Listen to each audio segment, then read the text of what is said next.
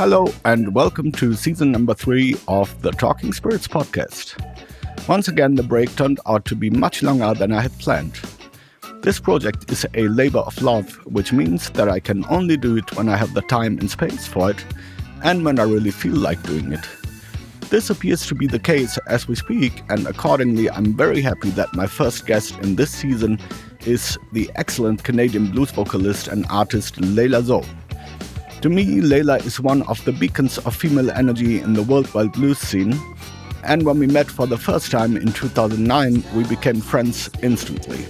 Over the years, we have played lots of shows together and have shared many experiences with each other, and I'm very happy that our friendship is still ongoing.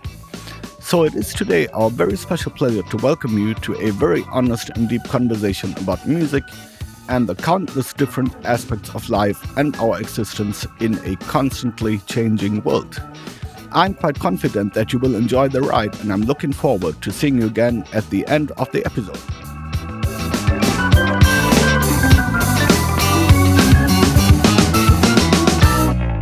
Hi, Layla. Armin! Yeah, hi. Yes. So, welcome. Thank you so much. We did it. We're here. We're doing it. I'm very excited about this because I can tell you I've definitely taken the time to listen to a bunch of your podcasts, and I think it's so wonderful that you fulfilled this dream of yours to have this podcast, and a lot of the guests you've had, it's been so interesting to listen to their stories, and you have such great questions. So I'm just thrilled to be a part of it. So thank you very much. And then I hope I won't disappoint you. I doubt that's possible. We've been friends for years, and so there's a certain relaxed vibe already because of that. So I think it's going to be great. Yeah, it's true, and it's a huge pleasure and honor to me to have you today. Great. Thank you so much. Thank you. We are living in quite complex times, so to speak. Yes, that's an understatement these days, isn't it? Yeah. And my first question would be, how are you today, and how are you dealing with everything that's happening in the world right now? Yeah, I think I was just reflecting on that a bit today because I have a bit of a strange day today because I changed my flight again to Canada, and I haven't seen my family in 2.5 years. And so I change it to next year again to the spring. And there's a bunch of different reasons for my choice to do that. Obviously, some of them have to do with travel requirements and entry requirements into Canada and the way that the Canadian government has been handling the situation that we're all in since 2020, and then there's other reasons. But, I think that we're all in a position where we have to reflect on the positive things that have come out of the last few years. And so today I was really trying to do that because obviously it was a difficult decision to make again. And there's been a lot of that happening for me in the past few years with difficult decisions being made about canceling gigs. And when I was able to go back on stage again, I still was saying no to doing shows because I didn't agree with some of what was happening or what my fans were being asked to do to enter into the venues, etc. And so it's just been a time of making difficult decisions, and I think that when I reflect and look at the last few years for myself, I try to focus on the good that's come out of everything. And for myself, there's been a lot of good stuff. And one of those things is I've learned to become more patient. I've realized that, any ego that was wrapped up in the music business was easy to let go of when my career changed so dramatically. And I had to sort of walk away a bit from the music business and from even the music in itself because I wasn't able to go on stage for so long. And also letting go of social media, which I started to see it, for what it was. And I saw it a lot differently than I had in the past years. And so I was also able to shed the ego that is involved in going on the social media all the time and, posting photos. And, I miss the conversation and communication I had with fans that way. But I also think that my fans understand why I stepped away from it. I've been really transparent and honest through the past few years about my feelings about things. And I've been very lucky, I think, and I'm really grateful that many people have supported me in those choices, not to go back on stage when I could have because I disagreed with testing or, masks for the audience members. And I really feel that when we reflect on the positive things that we've been through, we're going to see that these changes happen for a reason. And that if we can come out stronger and better, then there's no reason to look at it only with pain, and of course there's been a lot of pain, there's been a lot of suffering, there's been a lot of tears on all sides. And there's so much I could say on this topic, but I think when I reflect today on the fact that I changed my flight again and won't see my family for even longer, I have to really embrace, myself and my courage, my strength, and really in a lot of ways for me, standing by my ethical and moral viewpoint, because that's been so important to me. It's felt like a real test, that this time in my life is a test. It's about standing for what I believe. And I mean, I've always been kind of an outspoken artist or musician. People have seen that there were times when I was speaking out about what I believed through my music, or also via my website or social media. For example, when I was, not putting my music on Spotify for a long time. And then I finally, gave in and decided that Spotify was a place that a lot of the young people were getting their music from. So I decided to finally put the Gemini album up there a year after its release. And, I always reflect and I'm always open and honest. And I think that this is something that I have to look at myself and be proud of myself for, especially through such a difficult time when things have become so confusing. And there's just been so many cross signals and mixed information for people. And I think something I said to a lot of friends and family over the past 2 years also is that you must go with your intuition in life sometimes. And instinct and intuition is something that we all are born with. Now, some people have it, if you look at the Indigenous people of Canada, there's people that can walk out into the forest and they naturally have an instinct that they know which direction to walk in. They have an instinct about what plants to eat and not to eat. And this is something that's evolutionary, that just is, brought down the line from people to people. And, I don't know, a lot of us are losing that natural instinct and intuition by, using technology too much or by drifting away from culture and tradition. But I really think that all I've been able to count on in the past few years, in between all the information that I was absorbing and the different experiences that people around me were having, is to make decisions based on my intuition and my instinct.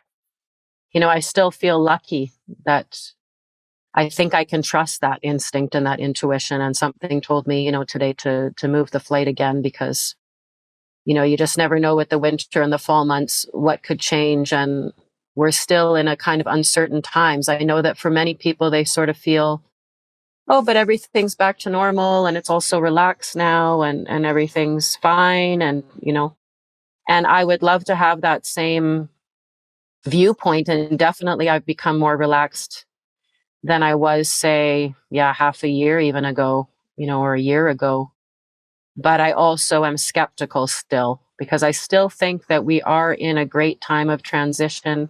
For each individual, there is kind of maybe a sixth sense about something big changing with our world and how we will all live in it together, and the great divides that we see in those who are more powerful and have more ability to make those rules. And I do believe that the good has already won, and that, there is light at the end of any darkness. So I truly believe that whether I'm there to see it or not, whether I'm still around for it or not, that God wins, And I also feel that the reason there have been moments when I was just, breaking in two and my head was splitting, just with all of the feelings and thoughts, that I still just had to think about my nieces and nephews. They are young, they're all young children, and I still want to hold to my viewpoint and beliefs to try to, create a better world for them. And I could easily say, oh, but I've had a good run of things. And, someone had said that to me at one point, like, we're lucky, we've, made it this far. We've had a good run, things will be harder in the future. And that's the problem. We need to stop thinking so much only about ourselves, and we need to think about each other, but not just in the perspective of health and sickness, but of everything. We need to begin to open our hearts and become, all of us, empaths. I mean, I was born an empath, so I've always kind of carried the weight of the world on my shoulders, and that's been good at times for me, but it's also very difficult, especially in the past few years.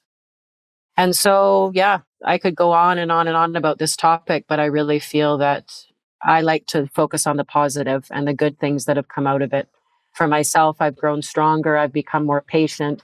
I think as a musician, I've always been resilient and also able to adapt. And I'm sure you understand that as well, that musicians often are put in situations in their jobs and in life where they need to adapt constantly, either to new hotels, new venues, new sound men, new situations. And so our business has been hit hard, but there's no point in only specifically talking about, the music business, because it's happened to so many people. And so it's good to hold each other, all of us, in that kind of place of compassion and love, because that's all we've got. I absolutely agree. And, I mean, you have put out so many aspects now that I have to think about on which to focus. Well, that's true. When I do interviews, I'm known for long answers. I was thinking that what you just said when it all started, I was thinking very often, oh, I'm actually quite lucky as a musician, since we are used to adjusting, and we are used to dealing with difficult situations and difficult times. So we have been there before. I mean, in a different way, maybe.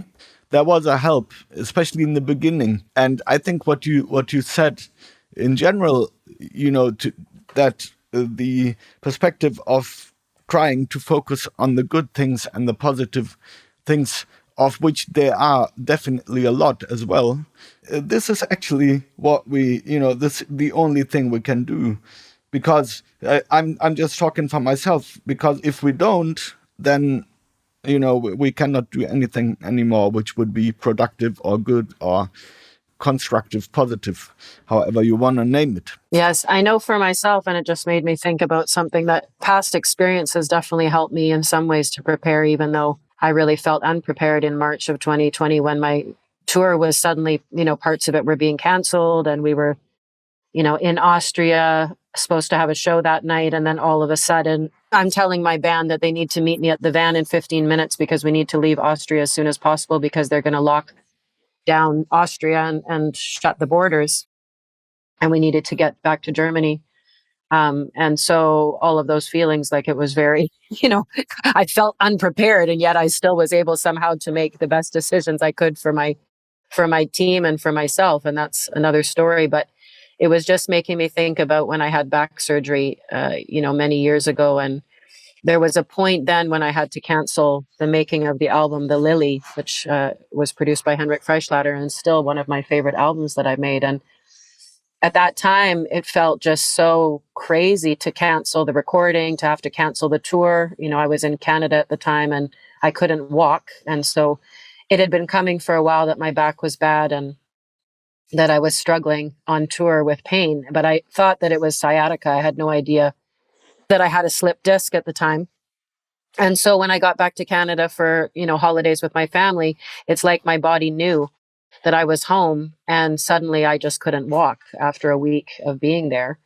And so then it was, progressed to appointments, to try to find out what was happening, and then inevitably to surgery. And I was very lucky to have surgery quickly and all of these things. But the reason I bring it up is because there was a point at which I was still struggling with letting go of the fact that, the music business was like waiting for me, and I was stuck in this bed at my mom's house, when she was bringing me sandwiches and soup, and listening to music was just killing me. Like, I could not, I wasn't healing. I wasn't able to let go.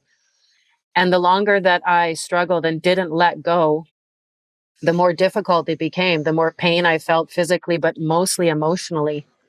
And there was a point at which I realized you must let go of this, dream of music and of this album, The Lily, and of this tour that's booked. And, for someone like me at that time, especially because for so many years, my music is really what kept me going day to day.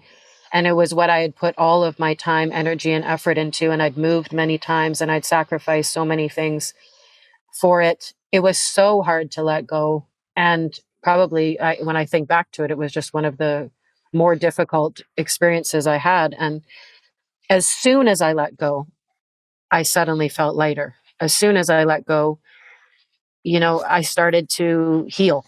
I started to focus on listening to different kind of music completely, and like pan flutes and crystal meditation CDs and stuff. And I suddenly started to feel better. I only focused on my healing and my health. I completely forgot about the music business for that period of time because I had to. And it was the best thing that I could have done for myself. And I didn't know if I would ever be able to come back. I didn't know if I would ever get back on stage. I didn't know, if all of those years that I'd put into music would just be a memory, or if I would continue on. And I remember still thinking that when I finally was able to walk again and get on the airplane and fly back to Montreal, where I was living at the time. And then eventually, flew to Germany, made the Lily. And not long after that, decided to move to Germany and pursue my career. And so many wonderful things happened after I did get back on my feet. And I really believed that something bigger than me was involved in all of that. But also, of course, it was the knowing in that moment that I had to let go. And I really feel that I've gone through something similar in the past few years, like so many people have, where you realize if you don't let go of some of those identities that you've labeled yourself, or if you don't let go of the old you and embrace, who you're becoming now in this kind of new world, quote unquote, you will be destroyed. You will be torn apart. And even with my life in Canada and my life in Holland, there was also a point at which I had to do that because I really kept feeling torn between my family in Canada, my life there, my friends there, and then my life here in Holland. And since I just was not able to travel, and certainly wasn't easy to fly into Canada, and there was a chance I wouldn't even be able to fly out because of the rules that were in place. At some point, I realized I must embrace my life in Europe even more than I had before, and be grateful for everything that I have here. And that I knew at some point when the time is right, I will see my family again. I know when the time is right that I would get back on stage again. And in fact, my first show in 2.5 years is coming up at the end of August, of this year, 2022. And I had many moments where I wasn't even sure if I would ever be able to get back on stage again under the conditions that they were offering me. And now that I can do a show, outdoors, where I know that fans can come freely, that everyone is included, that no one is turned away to that concert, and I can get on stage and perform and as a guest of Henrik Freischlader and his band. That for me is like, it's going to be a dream. I'm going to be nervous as hell, but it's going to be a dream come true just to be able to get back on stage and sing again. But also I take it with a grain of salt that I will have to wait and see how I feel after I do that. And it will tell me so much after getting on stage again after 2.5 years, because you do change and your identity does change in many ways after you go through something like this.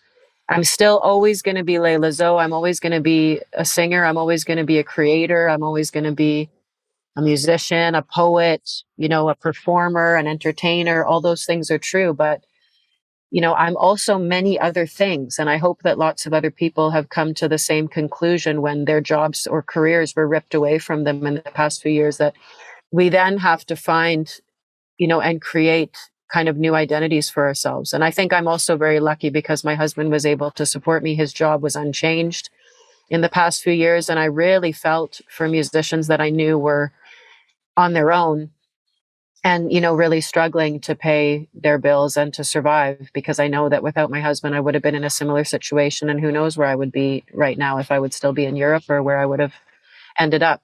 So I really feel, lucky to be able to reflect on all of these aspects of the past few years and feel more gratitude now than I did, because there was definitely a lot of moments of anger and sadness also in the past few years. Yeah, I mean, it's quite a natural reaction. But you were talking earlier about intuition and empathy. And as you know, I think I'm like that too very much.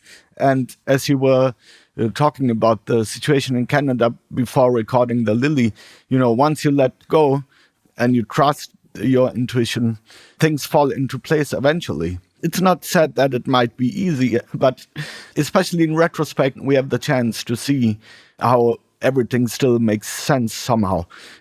And as you mentioned, the concert end of August, I'm really looking forward, because I think it has been many years that me and you was on the same stage together. So Yes, it has been a long time, and we've had some great moments on stage together over the years. And that's true. I mean, also, I would agree 100% that you're also an empath and a very, a person that sees people for who they are and feels for them, and has your own you have your own backstory and history of moments when you've been tested by different things and challenged. And I think that it's made your heart grow larger. And I think that's why so many people are drawn to you. And you have such a large social circle, that is really of a lot of genuine friends and not just, kind of musical acquaintances, which is what I would say about more of the people I know in the music business. I think that a lot of people genuinely care about you and know that you reciprocate that feeling, and it makes it easier to talk to you. And that's why I think the podcast was such a great idea. I think brilliant, really, because I've seen all of these different, people that you've already had on the podcast. And I think everyone feels so at ease that they're able to open up about, deeper subjects. Like, I mean, I'm always open and willing to speak with people about how I feel about things, whether it's music or something more personal. But I think with you, it's definitely easier to touch on some of those subjects. Yeah, thank you very much. But I mean, from my point of view, I consider myself very grateful and happy and lucky for things to be exactly like you described. I don't even know how to describe it. It's just the way it always has been. And of course, with time, it's evolving. But yeah, but maybe to return to something you said earlier, there's so many good and positive aspects which we can draw energy from and hope, and which is helping us not to lose faith in the good. I think, I think we're definitely seeing a time when a lot more is coming to the surface in the mainstream. And I'm not just talking about the media, but just in general, people are discussing and open to different ideas and I don't want to say, that it's only about mistrust in authority or the governments, but also to see and reflect and have different perspectives than they maybe did before, And so that brings people to new ideas and to have discussions about how a better world could look, And that's not just when it comes to authority or banking, but also with the environment and so many issues that we're seeing kind of brought to the table, but only seeing, one perspective a lot of the time in our faces. And that's why, it's so beautiful to see so many people starting like alternative media sources and alternative podcasts and alternative journalism. And we start to see more clearly and discuss the fact that a lot of mainstream journalism and media and information that we receive is actually coming from organizations that have been bought and paid for by corporations who have particular invested ideas that they want to I mean, like in the beginning, if we think about what radio was originally, it was used for propaganda in wartime. And luckily, it brought lots of wonderful things to us, like music and these wonderful stories, like listening to War of the Worlds. If you were a kid back in the 50s, you had no TV, so you were listening to some great science fiction story through the radio. But originally, radio was really used for propaganda. And so I think it's important and special in many ways that we're now in a time when people start to reflect on that. people that may have never considered that before will reflect on that now. Yeah, at least we have the chance or the possibility to do so. And I agree with that I mean, we can always come back to what you said earlier. It's there's so much good. Yeah, I really feel that there's a lot of good, and of course, right now when you're feeling more relaxed, it's easier to say that. But I do feel that, yeah, I've had like one really interesting thing came up for me recently about this sort of thing that my dad used to say, only the strong will survive. And I was having a few discussions with a few friends about this when I was, kind of going through that in my mind. And I just, the perspective of strength and what strength really is. Now, as only the strong will survive from the perspective that maybe my dad was talking about when I was growing up, I won't probably survive if from that perspective, Um, I may be too weak. I may be too sensitive. I may be, yeah, the kind of person that would, not be able to tolerate seeing terrible things happening to someone else and get involved. And, I think like there's been so many questions that I've asked myself over the past few years about who am I, and what's important? Who do I want to be? If this was my last day, if this was my last month, if this was my last year, who do I want to be? And I hope that more people reflect on that, and see life as precious right now. But when it comes to like, yeah, only the strong will survive, well, it's really interesting because what about those who perished in wars? What about those who perished in difficult times? What about those millions who starved? And I think on that and go, each person's journey is just as valuable. Each person's beginning and end is just as valuable. And what if to survive and just continue in misery is not actually the answer? Yeah, I mean, what if, there's strength, in being one of the more sensitive people, in being someone that is more fragile, and because we're all here for a reason, and yeah, I agree. I feel strongly that you should never let anyone tell you what that reason is. And there's sort of been a lot of that going on too, telling people how to live, what they should feel, when they should feel guilt, when they should feel sadness, when they should feel compassion. And I think that that's just really bullshit because, again, it comes back to instinct.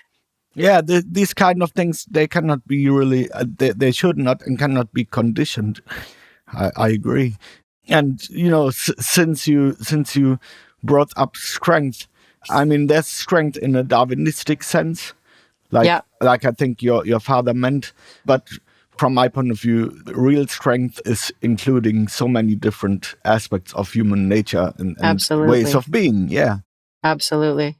Yeah, but maybe let's go back in time a little bit, Yeah, if you sounds like. great. So, how did music come into your life?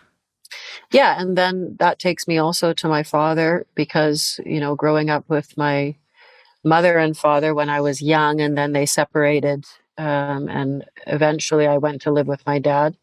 They both love music. They both have great taste in music, but my father specifically, he played guitar around the house and he played harmonica. We would walk along the beach together in the evening and I would be picking up moon shells from the sand and he would be playing, somewhere over the rainbow or something on his harmonica. And, I just grew up with my dad's love of music and his incredible record collection, featuring all kinds of artists, and also remember listening to Robert Johnson and Van Morrison and, Muddy Waters and Billie Holiday, the band, so many great musicians that he would play. And back then it was on tape cassette, while we were having dinner, and then also putting on the records, the vinyl sometimes. And I would, sneak one of his records downstairs to my record player when I was in my early teens. And I was, getting deeply then also into,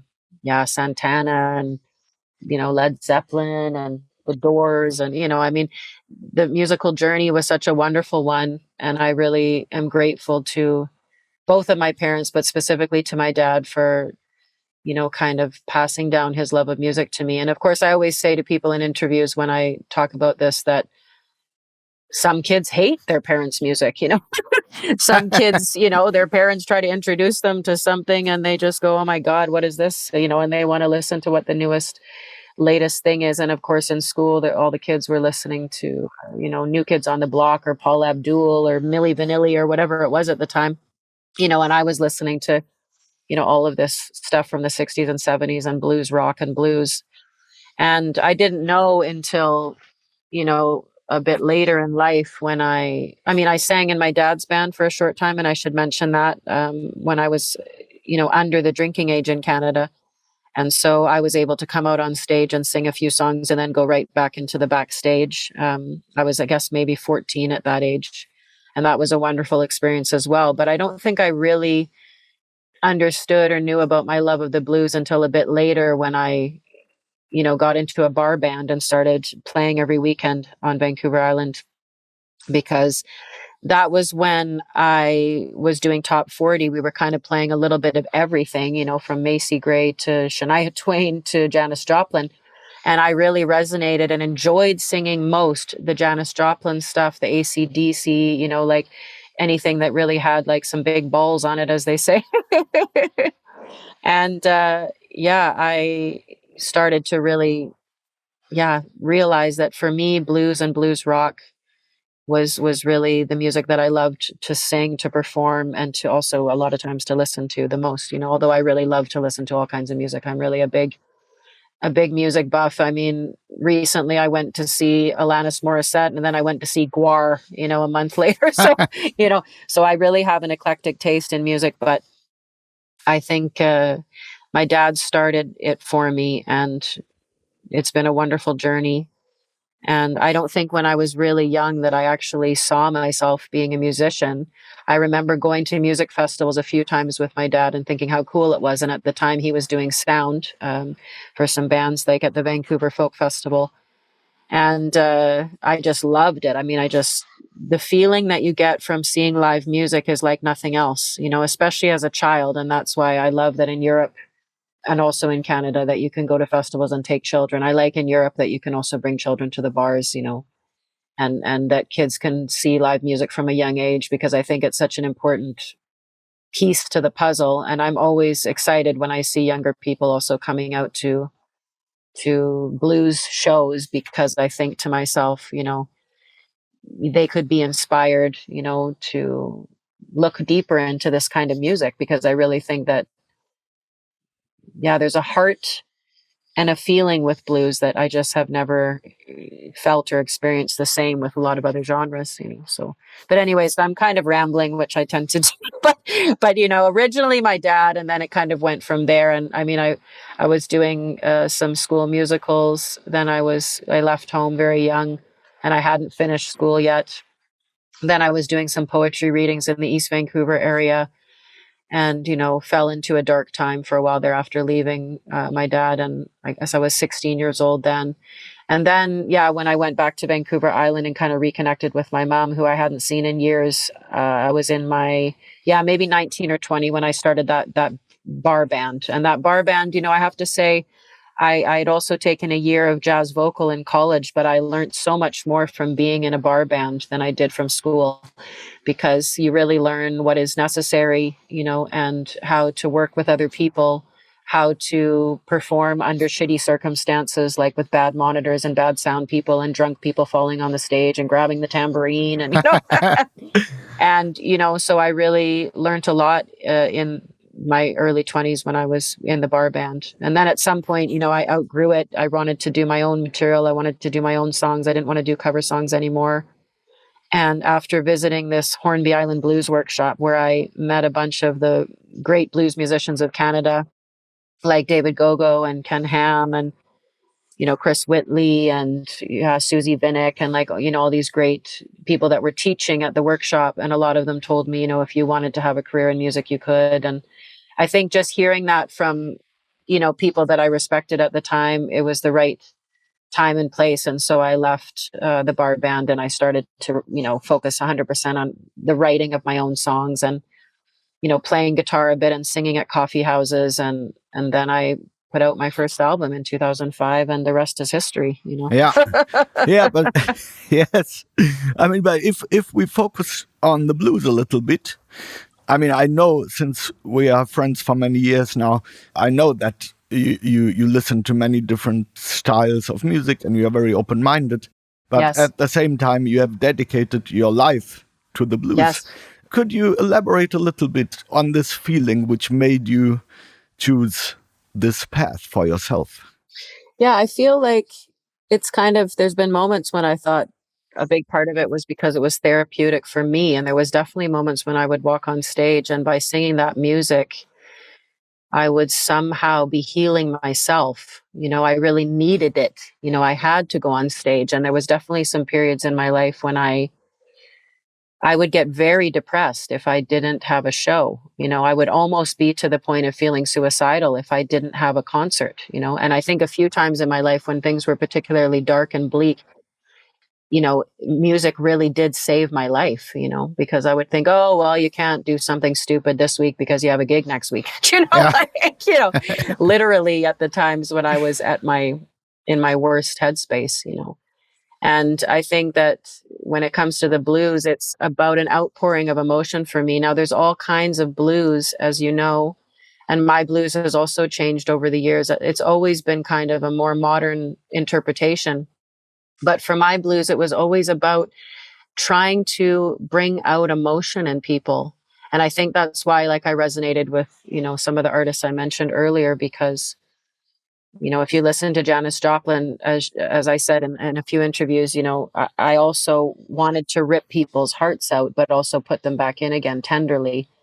And, for myself, I'd said in an interview years ago with Rocks magazine in Germany, something about like, it felt good to bring, a grown man to tears. And of course, they kind of misinterpreted that in the interview when they wrote it, But what I meant by that was just that when you can bring someone that's working every week, a 40-hour, or 60-hour, whatever it is, work week, to their knees and to really get in touch with deep feelings, there's something special about that. And I personally feel that that is the purpose of art, whether it's a beautiful painting, a heartfelt poem, or a song, that great art is supposed to make you feel something. Now, of course, there's blues that should make you just want to dance all night, and that's really special and important too. But my blues has never been that kind of blues. It's always been the blues that really tries to dig deeper into what you're feeling and what's going on inside your heart and bring that out.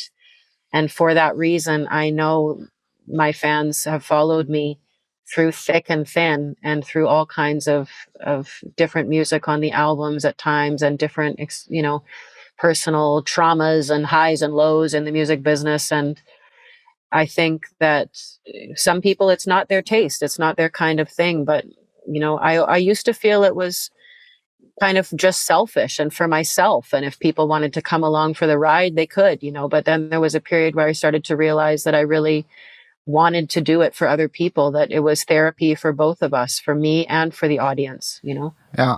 And yeah, I mean, and then there's been moments where, yeah, I mean, just like in any business or job, it became too repetitive and it became harder for me sometimes to really bring out the most genuine side. And so sometimes it's good when then there's a break and you're able to reflect on it, because you never want to find yourself sort of doing the same dance moves or singing the same line again. And, so that is the journey that we're on when we mix art with profession, when we make it a job. And so that's been a journey for me too, but that's the wonderful part, I think, also of making records, is being able to experiment and try new things in the music. And also by working with different people that were writing the music for me, that was also just incredible to have these kind of different experiences with different people that were producing and try new things and push myself and push my voice, to new places. I remember when I was first singing, I always was using kind of the big voice, and it was easy for me to sing with the big voice, And at some point when I was working, I think with all of the producers at different times, people pushed me to use the softer side, but definitely when I was working with Henrik Freischlader, I think on the first album, Sleep Little Girl, he was pushing me to try to sing and approach some of the songs from a softer side. And I remember listening to some of the mixes afterwards and going, oh my God, I hate how my voice sounds. It doesn't sound good. And then he said, just wait, it's going to be beautiful. And then, later I would hear the master and it was beautiful. And I would say, oh my God, is that me? And then you would have, fans come up and react, to songs that you felt that maybe you didn't sing as strong on, and they were just brought to tears and they just loved it. And, so, and this is without the aspect of the lyrics or the story of the song, but just the vocals themselves. And so I learned that by using both sides of my voice, I could really bring people to sort of a climax or a kind of, musical orgasm, I guess. Also, I think, like when you use contrast in the way you are doing now, or you have been doing for the last couple of years, actually it makes everything, the effect of every aspect becomes much stronger than it would be if you would just go for one of it, for one dynamic extreme, so to speak. Yes, I think that's also just part of growing up and maturing. But I know that for myself, I was always a bit, not controlling, but I was definitely very untrusting of working with other people in the beginning. And so for that reason, it was hard. I didn't want to listen to what other people had to say. And so working with producers was difficult, in the beginning. And then when I did start to co-write more often with people, be produced, and took into consideration what they would say and tried it, and then would find that there was really good results, and that I was also happy to, say have a break on stage and sing something that was a little bit easier on my throat or something, then I started to grow up. Really, that's what it is. In the business, you have to, it's a journey, and so I think working with people can be one of the best things that can happen for an artist that sees themselves as like an individual kind of powerhouse and doesn't want to trust and doesn't want to, share in that journey. It's like the best thing you can do. And even when I did the Blues Caravan with Thomas Roof and Roof Records, working with two other vocalists, female vocalists, at first I was not sure how that tour would go, if I would learn anything, if I would enjoy it, And then when I was on stage, like singing with these other women, like it was such a great feeling, and like just to do harmonies instead of always be the focal point. And, so I learned also a lot from that. And I think when we share in the journey of music with people, it's really a wonderful thing, because we can learn. And that's really reflective of anything in life, that when we open ourselves to, working together on something, letting other people also contribute to our story, to our vision, that beautiful things can come out of it. Yeah, I agree. And what I think what's most beautiful about music in that sense is that actually, this way of perceiving it, or like, this type of access to doing music and creating it never stops. It's a lifelong thing. So it's really beautiful. You mentioned Henrik Freischlader a couple of moments ago. Yes. And you guys have after some years of a break, you have created a new album together, and the album is called The World Could Change. Yes, it's just exciting just to hear you say the title out loud, because, it's been a work in progress. And, now that we've all been through the past few years, I think everybody's slowed down a bit, and everything's a little bit more relaxed pace, and deadlines don't matter as much. What's always mattered is the quality of the music when it came to working with Henrik. And I really admire and appreciate that with him. But I think also over time, he and I have both also grown up and changed quite a bit. And so with this album, it's been a slow but gradual process of working on it. And I'm just really excited when people can hear it, because I feel that every album that I've made is always kind of telling a story about my perspective of what's been happening in that year or the past few years or whatever. And that's why I don't look back on any of my albums with any regrets, just like any of the choices I make in life, because every one of them is an opportunity for learning. But I specifically felt after coming back together with Henrik and working with him again, because we have a long history, that I was just grateful again to work with such a high class musician and also someone that I could go into the studio with and have so much fun. When I was working with him in the past and also with Martin Mindschafer on the Sleep Little Girl album, I was sick in the studio. I'd come from Canada to Germany for the first time. And of course, I ended up sick. And then I was, feeling a bit stressed to record the album. And then with the Lily, I had just gone through like this back surgery. And that was just, such an amazing record to make. So many feelings came out. And now, again, to come together in a time where, yeah, I don't think working with anyone else and saying everything I've said on this album would have worked. I feel like coming back together with Henrik, it was like perfect timing.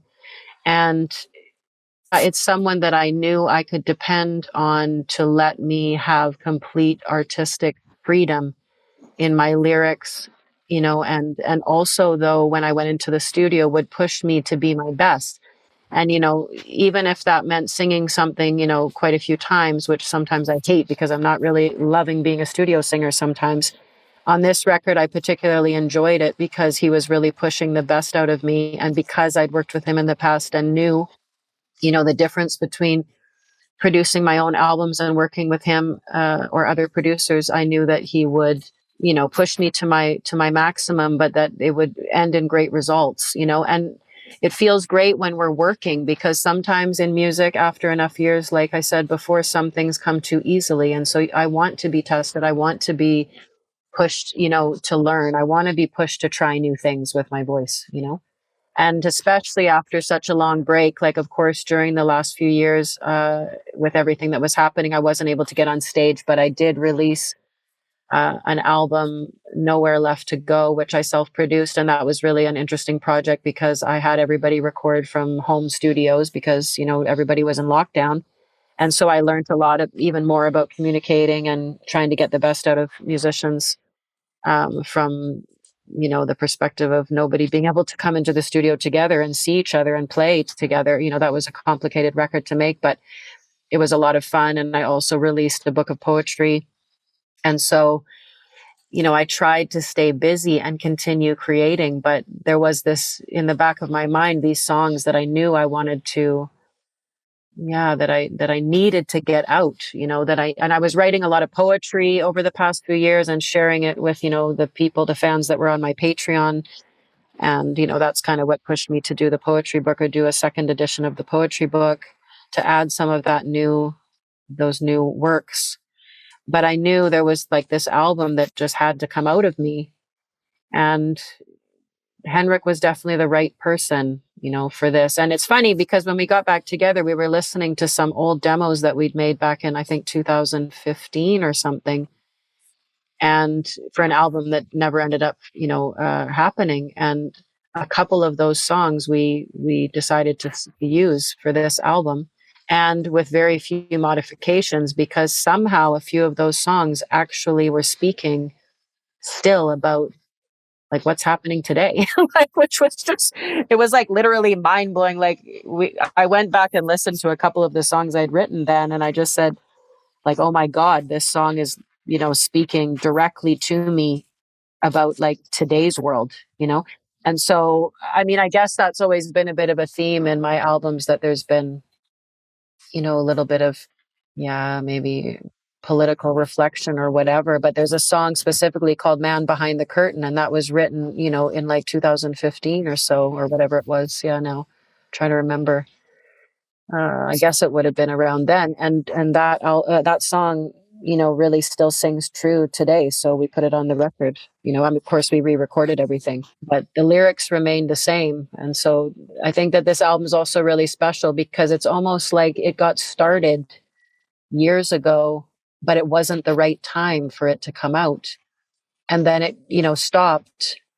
And then now we came back together, and it was like it was the right time for those songs and all of the other songs that we wrote, just in the past year. So it's really special and magical. And I'm actually just very excited about the release, which I think we are planning for the end of October. Now, I don't know if I should put a specific date on it because it could change, but right now the plan is for end of October release. And as soon as I, have the exact release date, then I'm going to put it on my website, blog, and all those usual places. Yeah. Yeah, I mean, of course, I had the chance to listen to the album many times, and I really love it for many reasons. But maybe we can focus on the lyrics for a little bit. Sure, sounds great. I think, in earlier times, actually, any form of art and music in particular used to have the power of being a mirror of the times and societies we are living in. And somehow it seems to me that over the last maybe, 10, 15 years, this aspect, which I consider to be very crucial, is almost gone now. Like many artists are choosing to mainly entertain the audience, which can cause their outputs to be rather superficial.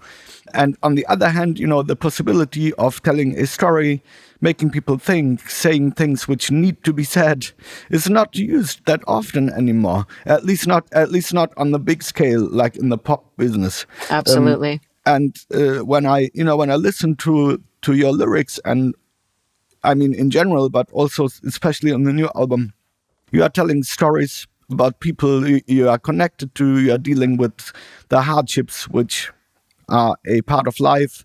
You are addressing the state of our society, but you also manage to convey a message of love and hope.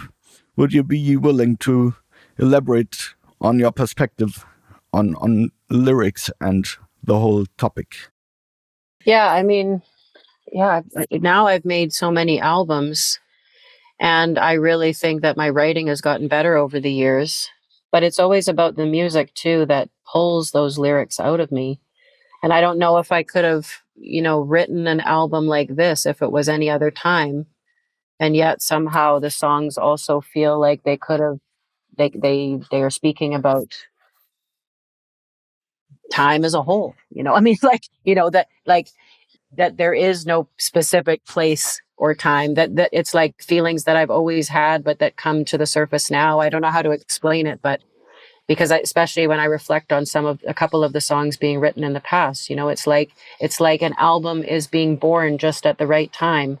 And I hope always that when I'm making a record that I'm being my genuine self, And I think that when in the very, very beginning of making albums, when I had the idea more to go to songwriters and co-write with them, or to have songwriters pitch songs to me, when I wasn't as confident about my own writing, that you can feel it in those songs. It's just not the same. So after years of making records, I feel like it couldn't have happened at a better time that I'd be able to put the pen to the paper and open up and be so clear, and yet, compassionate somehow with the songwriting. Because, of course, there's been moments, like I said, through the past few years when I was angry or sad, and I didn't want to only convey those emotions. And if I did convey those emotions, I wanted to do it in a gentle way, or in a way where it was about, like you said, the storytelling.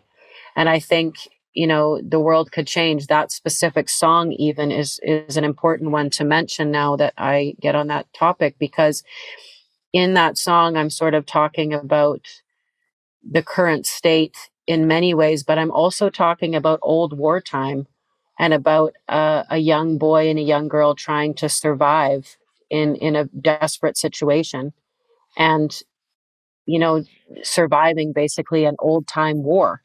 And so the music spoke to me so deeply with that song, because it felt like that sort of old time polka sound or something, or this, and so it felt like I was being transported to another time.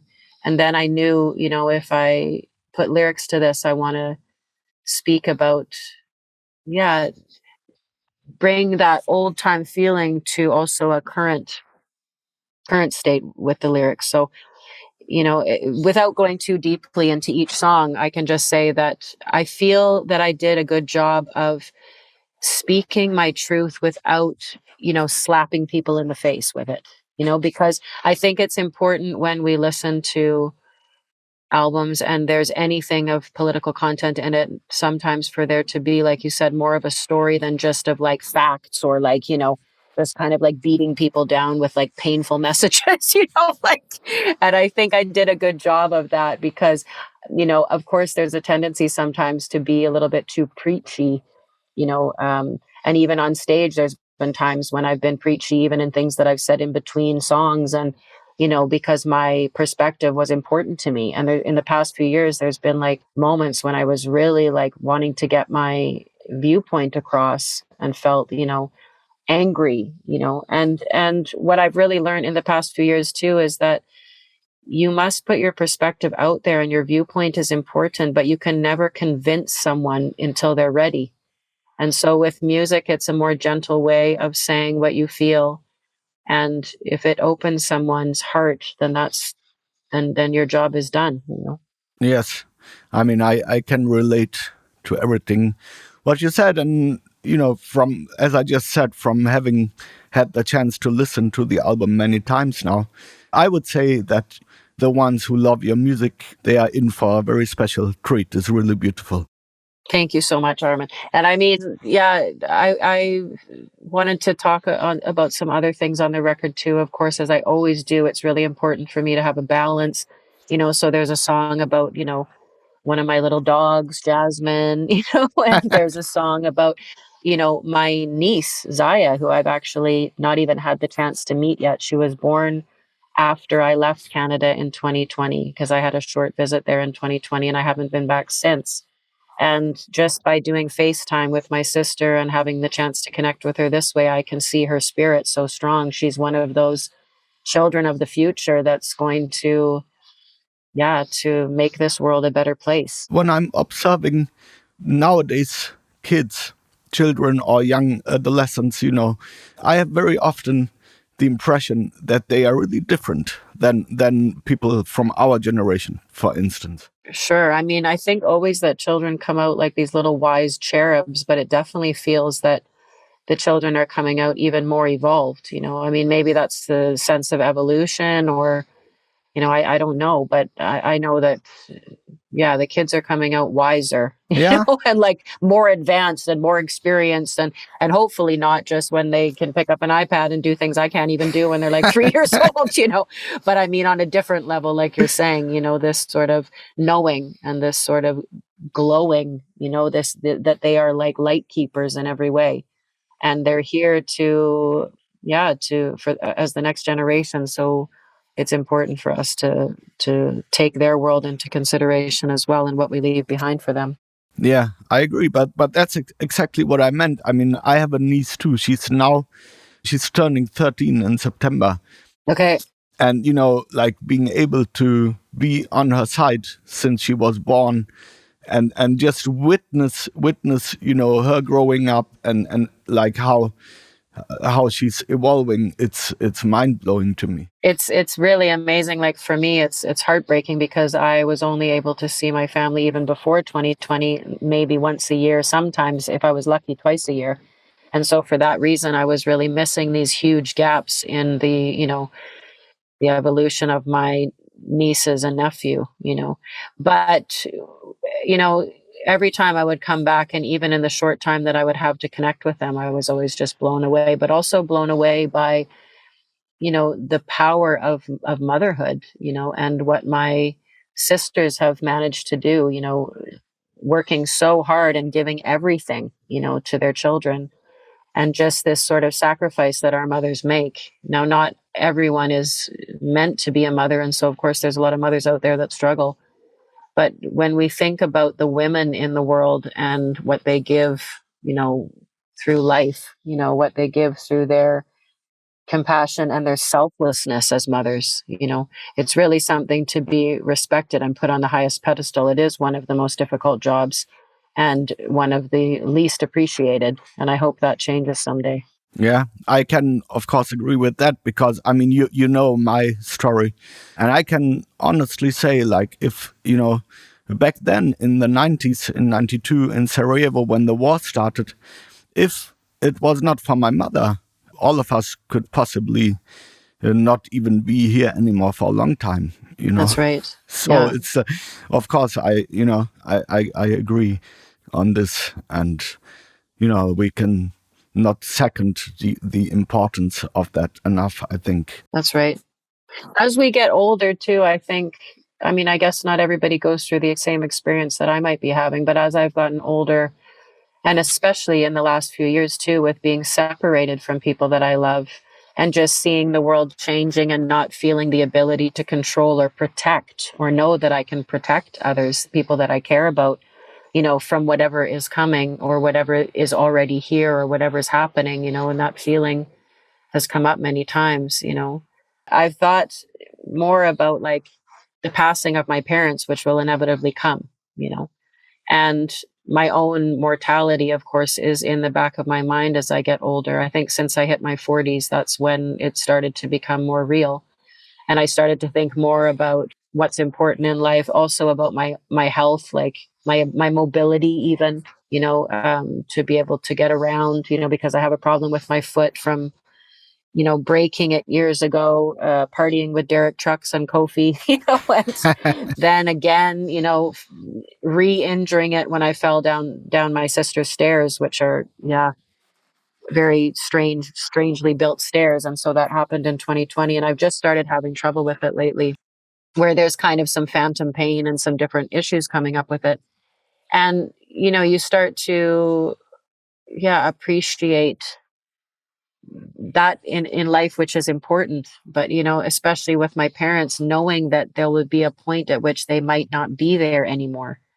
And I mean, that is like a crushing thought, for me, even though I've gone through some really difficult times with both of them.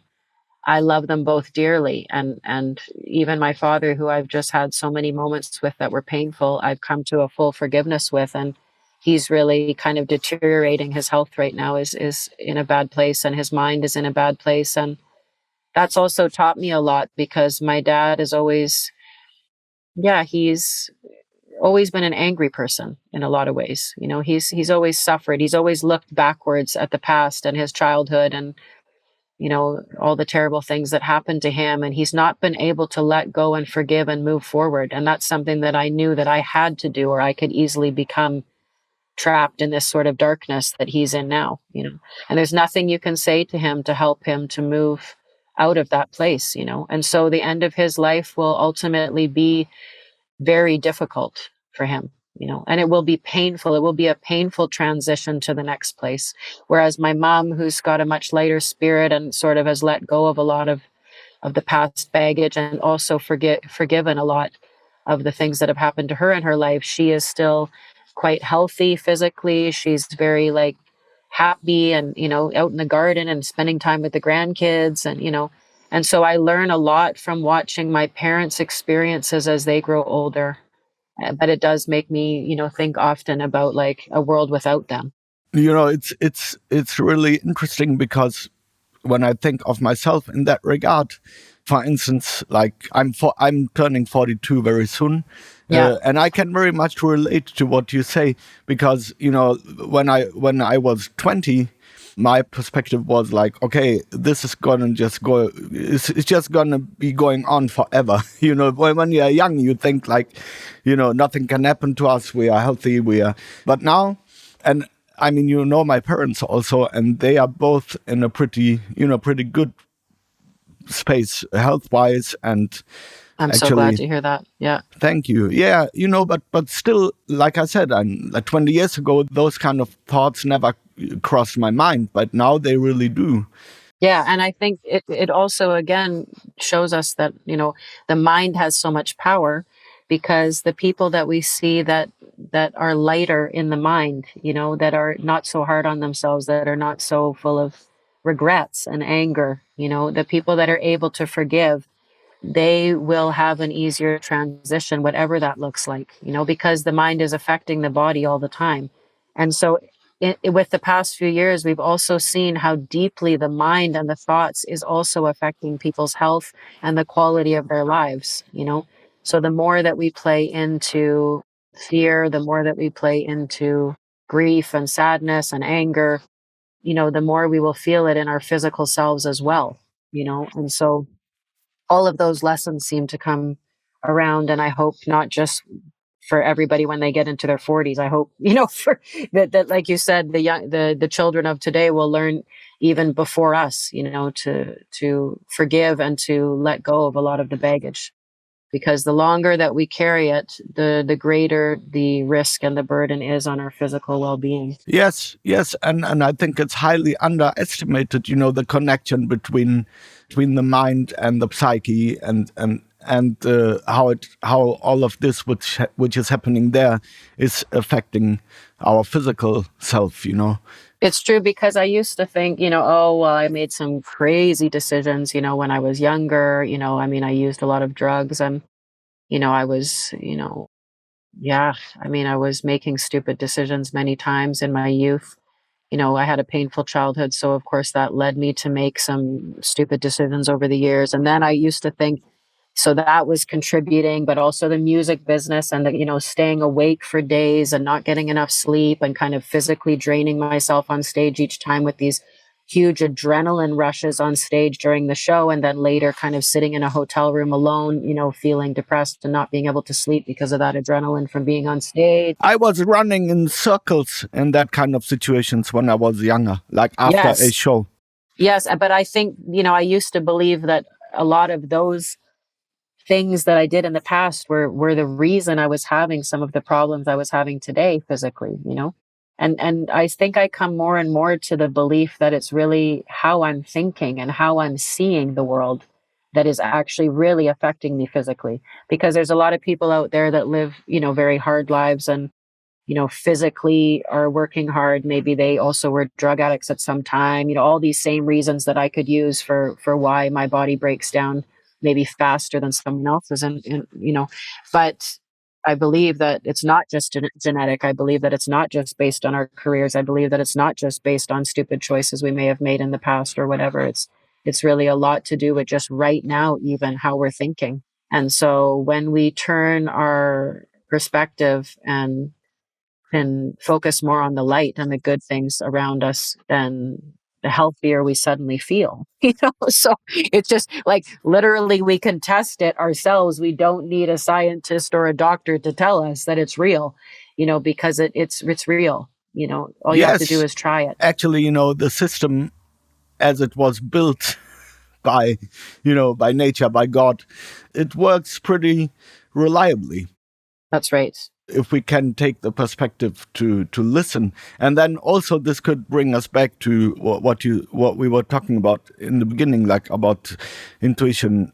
Absolutely. I was just thinking that. Yeah, then actually everything we need is already there.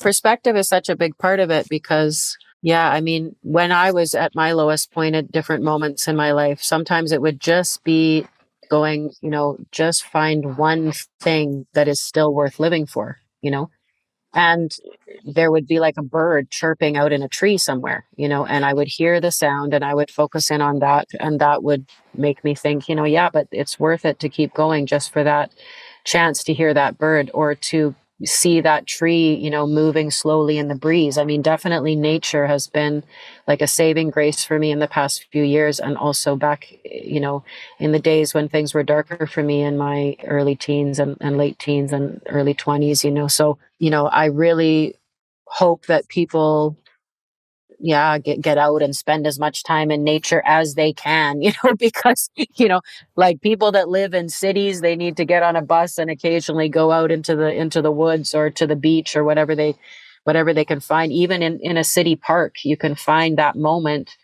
with that bird chirping and that leaf blowing in the wind. And sometimes that's all you need to then come back into connection with God and come back into connection and source of like why you're here as a living creature of light, and that you are connected to many, many things, and that you have purpose, and that not everything is as bleak as, some people might want you to believe. Yeah. And when you take that perspective, it's so amazing to see how actually everything is connected to each other, Like, that's right.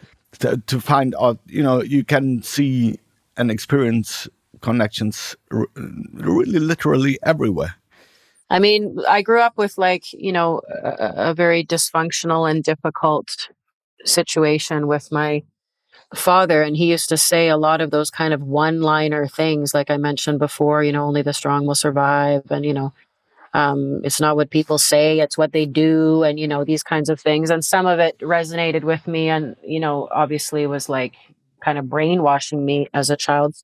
But then later I was able to reflect on some of those things he said. But one of the things he said that still lives with me today that I have to say has really, helped me over the years is that he used to say, never believe your own story too much. And, I wish he could follow that advice himself, because I feel that if he could follow that piece of advice that he gave me, he would be in a better place, himself. But I think what I've taken from that is that any time that you really think that you know something, remember that you don't. And remember that there's someone else having a different experience on the same issue or from the same place, but a completely different experience and different perspective. And when we're able to be more open, because there was definitely some moments in the past few years when I was feeling anger and I was directing it, in my way, these people need to see this and why doesn't they just change and blah, blah, you know what I mean? And when we get into that cycle where we start to believe that our perspective is the only one, that's how, well, basically how genocide happens. And so it's important that we always kind of stop ourselves in those moments and go, yeah, but wait a second, like, why is that person having that perspective? What brought them to that perspective? Could there be life experiences that have brought them there? Could there be emotional and physical components? Could there be fear? Could there be love, but love might be seen or experienced differently for that person? And so, yeah, that's really been a journey for me in the past few years when I was feeling anger about, my career being affected or my travel abilities being affected or these kinds of things, that I resonated again with this thing my dad used to say to me about, never believing your own story too much. Yeah, and especially the realization also for me, because when I was very young, I used to think, that what's valid for me and what feels natural and also like common sense to me, I used to assume that it must be like this for everyone. And this led me to experiences which were quite difficult, because I don't know if I was trying to put my way of seeing things onto other people. With some people it worked because they had a similar view. With others it didn't, and then it caused really difficult situations. Yeah.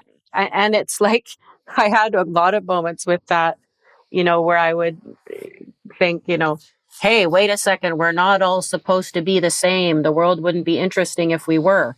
But that goes also the other way with how I'm seeing the world. And so it's like, to be angry if people are putting me in a box and want me to be a certain way that might be more similar to them. It's the same thing if I only turn around and reflect that same viewpoint. So then it's not creating a better world. It's not creating better conditions for all of us. I mean, I think I definitely had moments of frustration that many people didn't seem to really want to have discussions. And I was really hoping for more discussions over the past few years. And I thought at times, like, why don't more people want to talk and tell me how they feel? And, that kind of suppression, that's been one of the scarier parts of the past few years for me, I guess, has just been like people not wanting to open up because they feel scared to do that, or not wanting to consider other sides of the story because they were afraid. Yeah, not wanting to differentiate. Just to talk. I mean, like, literally, like I would rather someone, write me an email and say, like, hey, don't fucking send me, this information, or I don't want to talk about this or something. I would rather get a response than like no response. And a lot of times it felt like I was trying to talk to people because of my own concerns, and people just weren't wanting to have the conversation, like, at all. And that's why I have to say, like, I really value, I've got, maybe on one hand, I can say people that yeah, really connected with in the past few years, because I just respect them for, like, at least speaking their minds to me. you know, because that's what matters most, no matter what time in history we're in. It's important that we speak to each other and have discussions. It doesn't always have to be a debate, it can just be a discussion. It doesn't always have to be fueled by anger and pain. And like, there's so much of that going on now online and like around the world. And, it's like sit down and just have a conversation and try to understand where the other person is coming from and why they make the choices they make. Yes, and if we do that on the grounds of mutual respect, then we might have a chance. Absolutely. And I think that we do, because like I was watching like what is his name, the comedian, is it Bill Hicks, and in the part in one of his stand-up comedy, he's saying, if you're watching the news or the TV, it's like, war, famine, genocide, like starvation, rape, and then you turn off the TV, step outside, and there's like a bird and a tree singing. You know what I mean? Like, the way he says it is different, but it's just so true that, there's also been the opportunity to just turn it all off and like walk outside and realize what's really true. Yes, and this is something every one of us has the opportunity to do every single day, basically. Absolutely. I guess like one good thing that came out of the past few years for me has also been that I was never interested in current events growing up. I always thought that I was never receiving the full truth, and that it was often always focused on like the negative. And so I never really liked to watch the news or to discuss current events in school when we had to do it when we were younger, etc., or read the newspaper and any of that stuff. And then like the past few years made me actually start to pay more attention and start to like consider, mainstream channels, but also alternative journalism. And like I said, kind of like take a bit more time to actually pay attention to what was going on, But, still you have to remember that a lot of it is just smoke and mirrors. It's an illusion.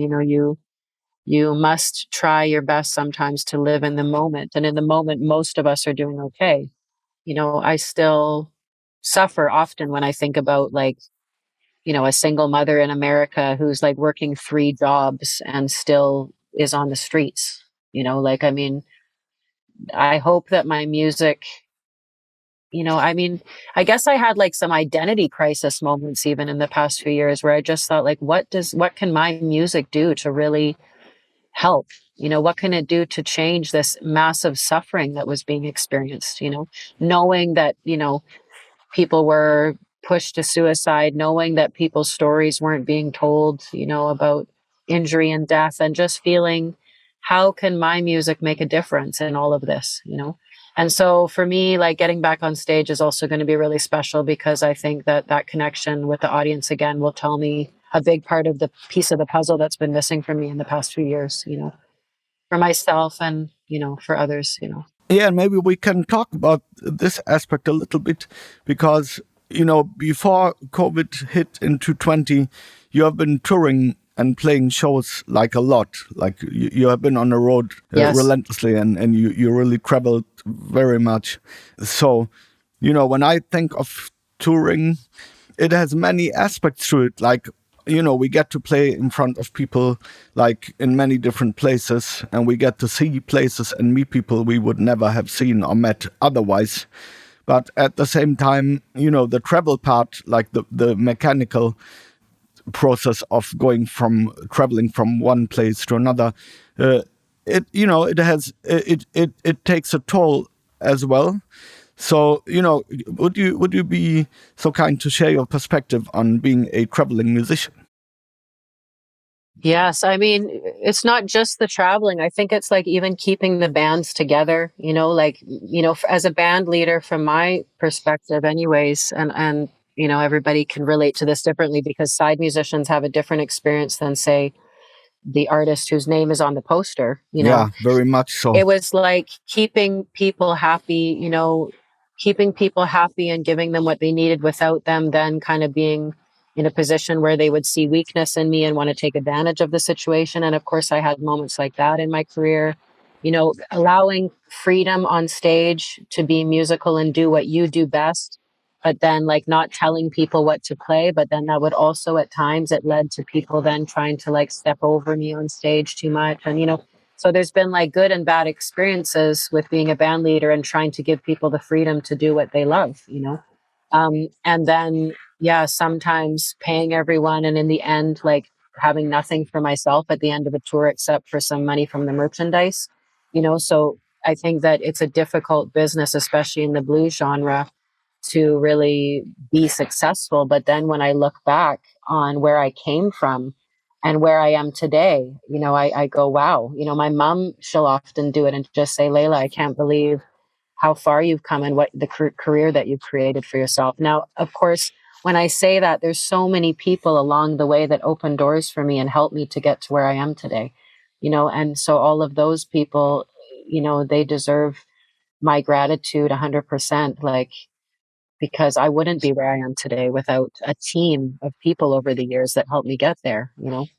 And in each of those experiences, I learned the good and the bad about the business, and how it works. And I think for myself, I've always just tried to play by my own rules. And there was lots of people that didn't appreciate or respect that. And that was one of the reasons also that I moved out to Europe, because in Canada, I didn't think I was being appreciated for who I was as an artist. And in Germany, I was. And so that's what made me move out, to Germany and give it a try. Yeah, but what do you think why that was? Well, I don't know. I mean, there's always the aspect of like you being exotic in another place, where it's not your country, like you're exotic in someone's backyard, they kind of say.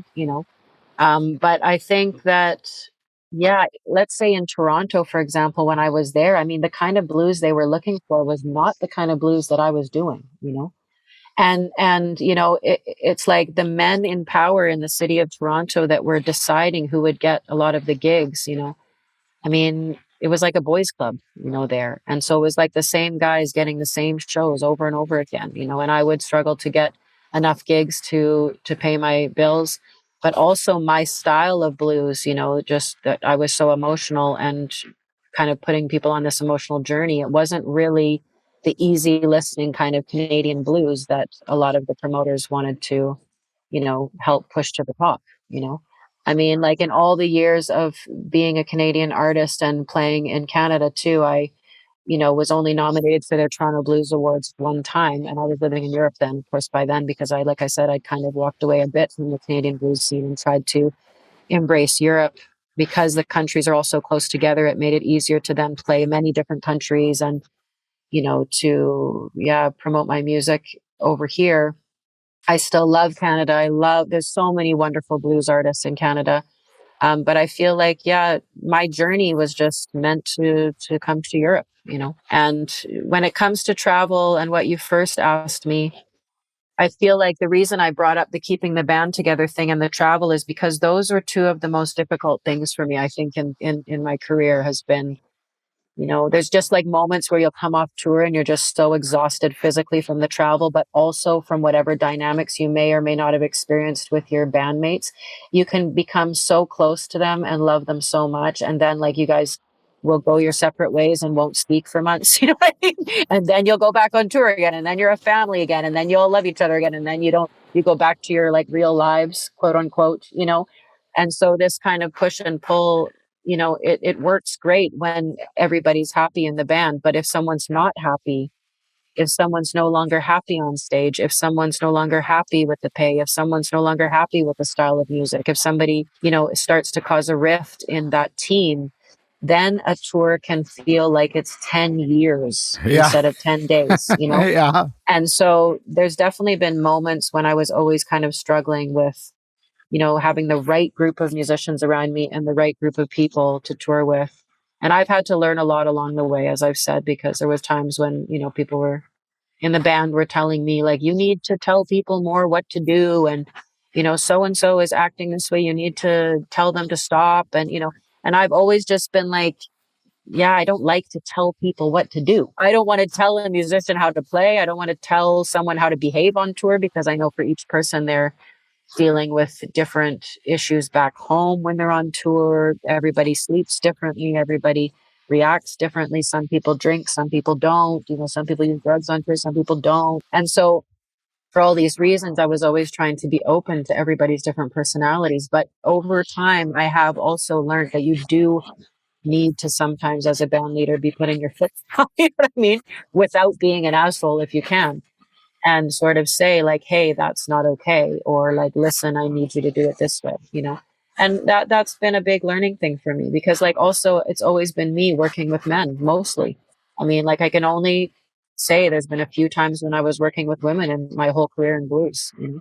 I've songwritten with women. I've had women on stage with me as musicians, and I've worked with the Blues Caravan tour with women also singing and sharing the show with me. But the majority of people I've worked with in my career have been men. And so there's also this kind of way that I had to learn how to also speak with men, you know, in the business, if I was the band leader or if I was working with them on an album or whatever it is. Because, you know, if you're too emotional, and I often was, or you're like overly descriptive in your email, this thing, you know what I mean? Like, you know, people don't have time for that. And particularly the difference between men and women becomes like more clear then. And to be taken seriously and to be respected, I think that you have to find sort of that place somewhere in between where you're still like compassionate and caring, but you also know when to put your foot down, I guess, you know. Yeah, I mean, it's a very fine line, which has a lot to do with, you know, the combination of characters. And then what you mentioned, like difference between women and men, is, I think, it's a very huge difference in terms of the energy, you know, the way Yes. how people are dealing with situations. Yeah, but I guess, you know, it's a this aspect is also, yeah, just a part of the whole journey we are on, I would say, maybe, you know. And we have the chance to, by making experiences, to learn and to change, to adjust. But as you said, I think also very important, you know, is to still be yourself, but also to be in the position where you are able to feel good and kill it when you go out on stage. That's right. Well, I mean, there was definitely like, sorry, I was just letting my dog out because she was at the door. But yeah, I mean, I think that there were moments when like I didn't think I could get on stage. And I can remember one specifically. I've told this story before, and I had, you know, the first tour, the Sleep Little Girl tour. And that was the first time that someone had offered me the chance to really do like a really proper tour.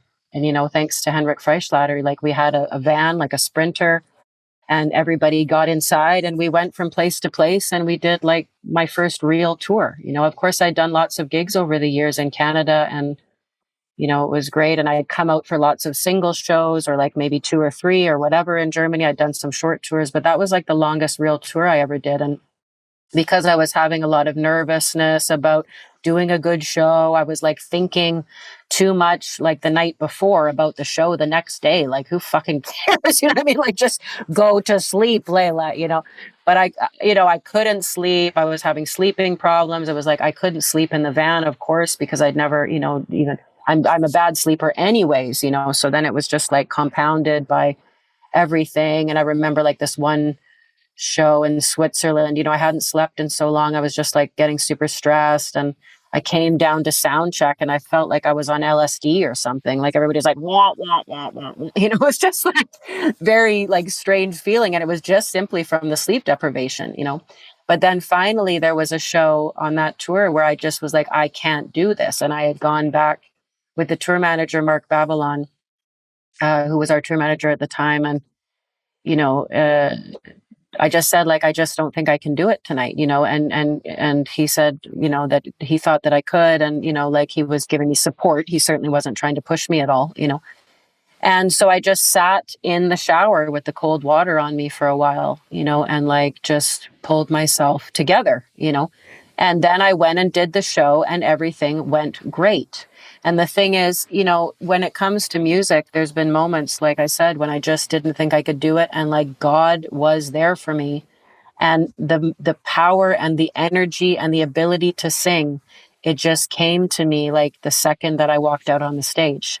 And that's something that's so special about what we do, is like it's not just adrenaline, but it's really a genuine, for me, connection with something that I feel is bigger than me, that sort of like takes over my body.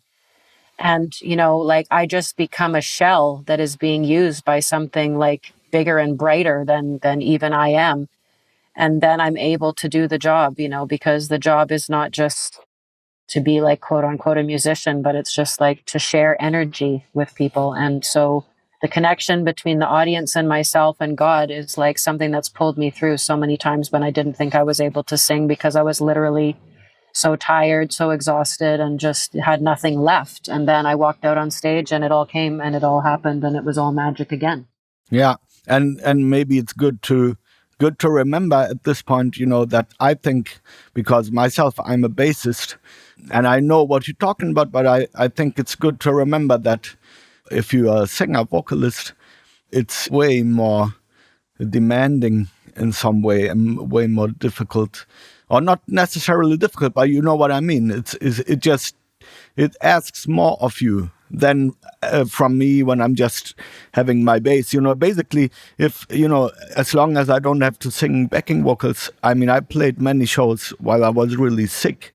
As long as I'm able to stand straight, I can play a show. That's right. Yeah. But for a vocalist, it's different. Yeah, my bassist in that cover band I was talking about like many years ago, like he and I were like close, during that time. Like he was my best friend in that band. And there was lots of times when I didn't think I would stay in the band if it weren't for him kind of giving me advice. They were all older guys than I was at the time.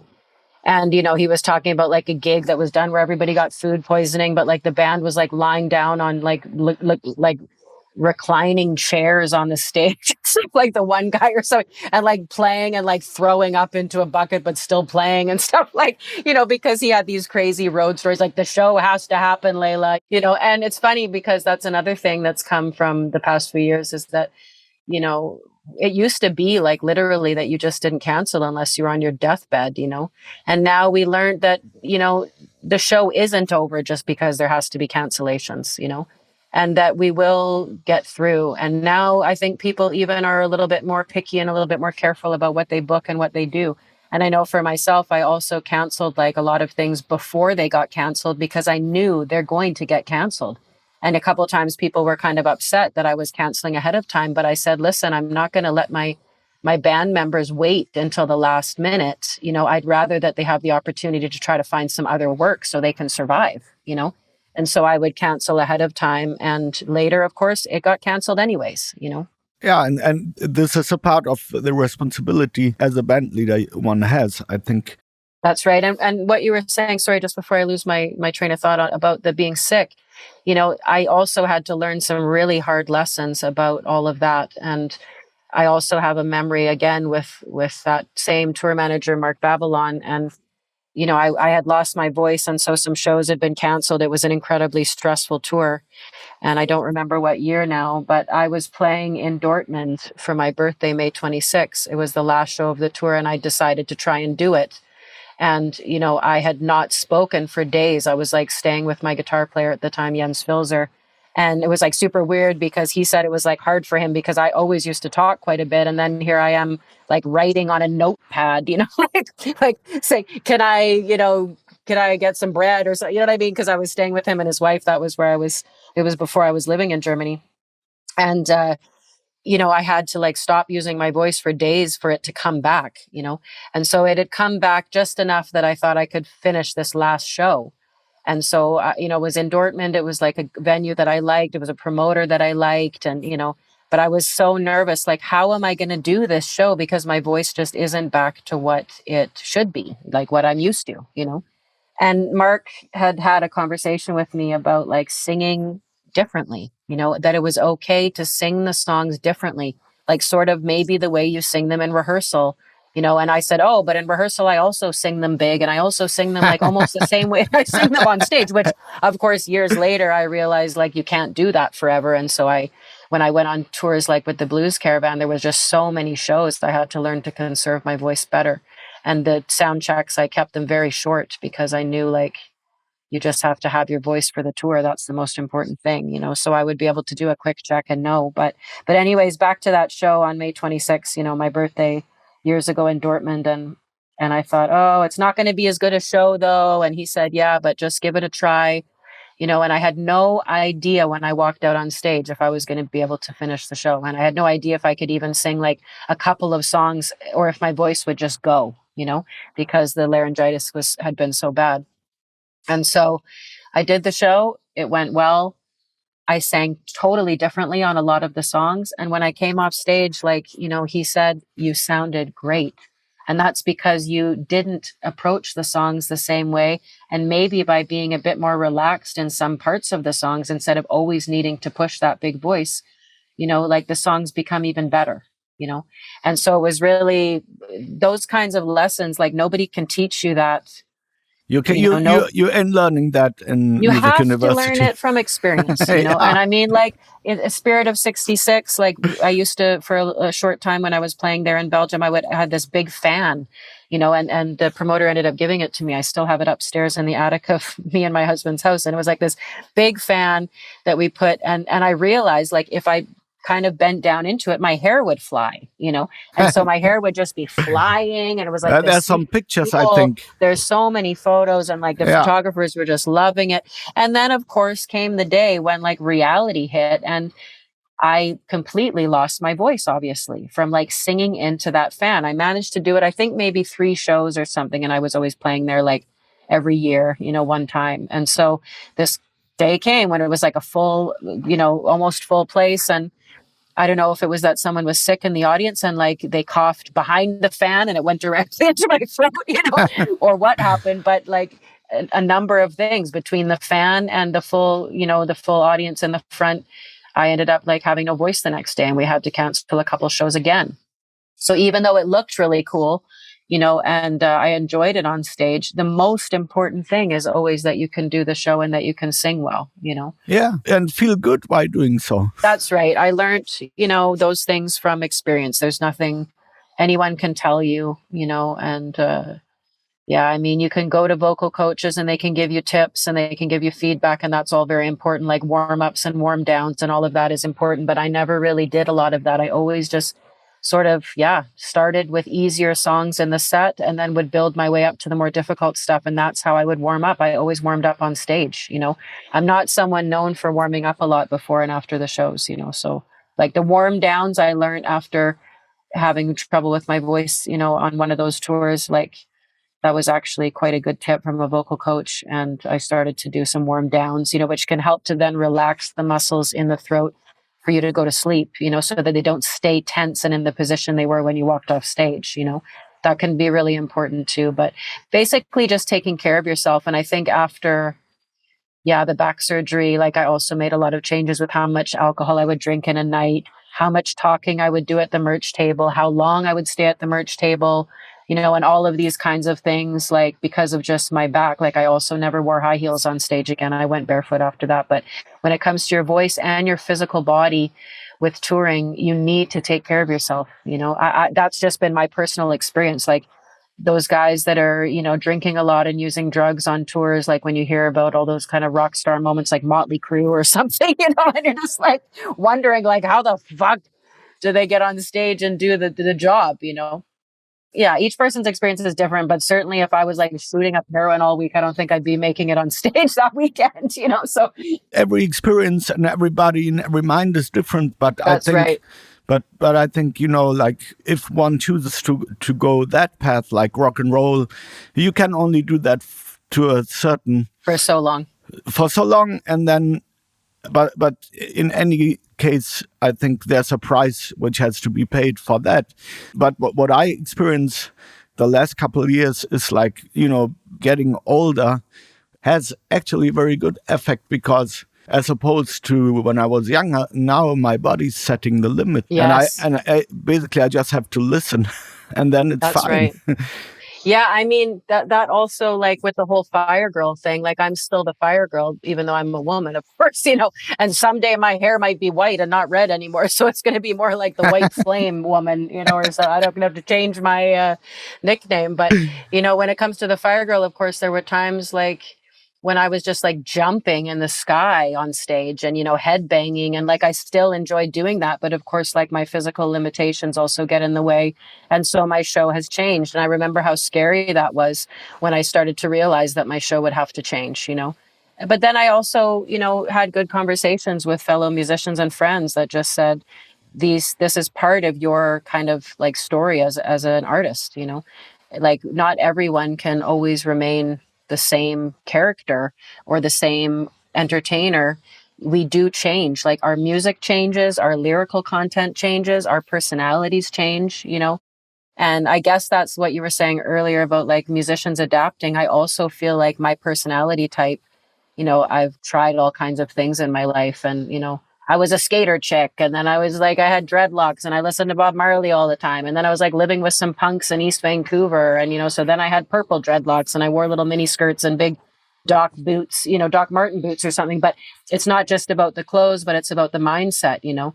And so I've had all of those different experiences, and those experiences have also helped me to know that, yeah, now in my, as I get older and hopefully a little bit wiser each day, I don't know, but, you know, I kind of realize that that is all part of the journey of life, that we change, that we grow, you know, that things that we used to think were weird might become cool later, you know, and it's like things that we saw our parents do and went, oh, I don't understand that. And then later we're doing it, you know, it's like, you know, we have to be able to kind of accept the different phases of life, you know, so. Yeah, and at some point, all of it, you know, all the little puzzle pieces, they come together. Yeah, and I feel like maybe that's like the end of life, you know, is when the puzzle's done and then we go into like this completely new phase, you know, of being. Yes, but maybe, you know, somewhere in the middle, that's how I feel now. Yeah. It's like that, you know, I would say like right now, I'm able to enjoy everything much more than I used to be when I was younger. And Absolutely. This is a very good development in the situation, you know.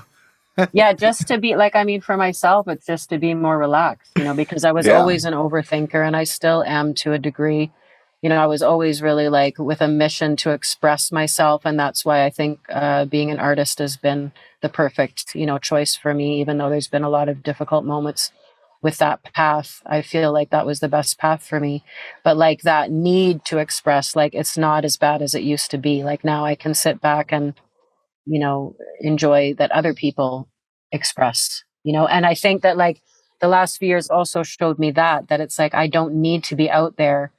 When my time is right, I'll be back there, you know, and I'll say whatever I have to say, and people will feel what they feel. But it was like with the social media thing, I lost so many people that way. I could not connect with the fans in the same way. And that was like such a huge thing that I used to do all the time. And I really built that kind of like social media business over years of working on it, you know, and connecting with fans. And like by walking away from it, you know, I learned a lot about how we hold too much value in kind of those personas and those that ability to communicate in this way, but it's not really genuine in lots of ways, you know, and it's not really us in a lot of ways either, you know. And so just from my own personal perspective, I have no issues with anyone else using it. Just for myself, I was really, I mean, people know, I mean, I was really using it a lot, you know. I mean, I was like literally putting up what I ate that day, and like, you know, it was like another place that I could express myself, you know. And so by stepping back from it and then like just leaving it completely, I learned a lot about myself, because I no longer had those kind of like compliments every day from fans, or like messages from them, or like, you know, accolades, or like, you know, a bunch of likes on a photo, or you know what I mean. And that really helped me to see what's most important. And I knew that when I come back, I'll come back with good music, and I'll come back as myself. And that's what matters the most, you know, and whoever shows up for that gig is gonna get the best of me, because that's what's most important. Is I've always tried to give the best of myself on stage, but the rest of it just doesn't matter. You know, it's not real. It's been a part of my journey, and it was an important part. And I have, you know, I completely understand it's kind of a big part of how the business works, you know, that you need to promote and all these things. But it was very good for me to step back and look at what was most important. And that was my ability to get through the past few years, you know, my health, and like to focus on what was important. And that was sort of just to like relax and be laid back a bit and not give a shit about that kind of stuff anymore, you know, because it had been so many years of like trying to promote my music and trying to push myself further in a difficult business, you know. And what all that really matters is the music. It's all that matters, you know, and that you're okay, that you're feeling okay. I mean, like, you can't always feel okay. Sometimes when you're not feeling okay, that's what actually brings the best songs out of you. But just that you're okay, like, you can let go of all of those things and you're still going to be okay. But people don't believe that. People like lose their cell phone and they fucking have a breakdown. They want to kill themselves. Like kids these days, they're so attached to them. They think like, oh my God, my life is in that phone. Like, you hear that all the time. Yeah, that's because the social media and everything, internet or the phones. I mean, this is a system which is set up in a way that designed, yes, for absolute addiction. It's designed to addict you. I mean, it worked with me for a long time. Yeah, I mean, I had also my share of experiences which are very ambivalent, or different ones.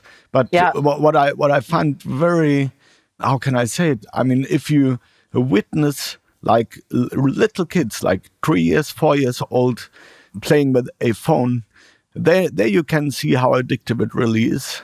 That's right.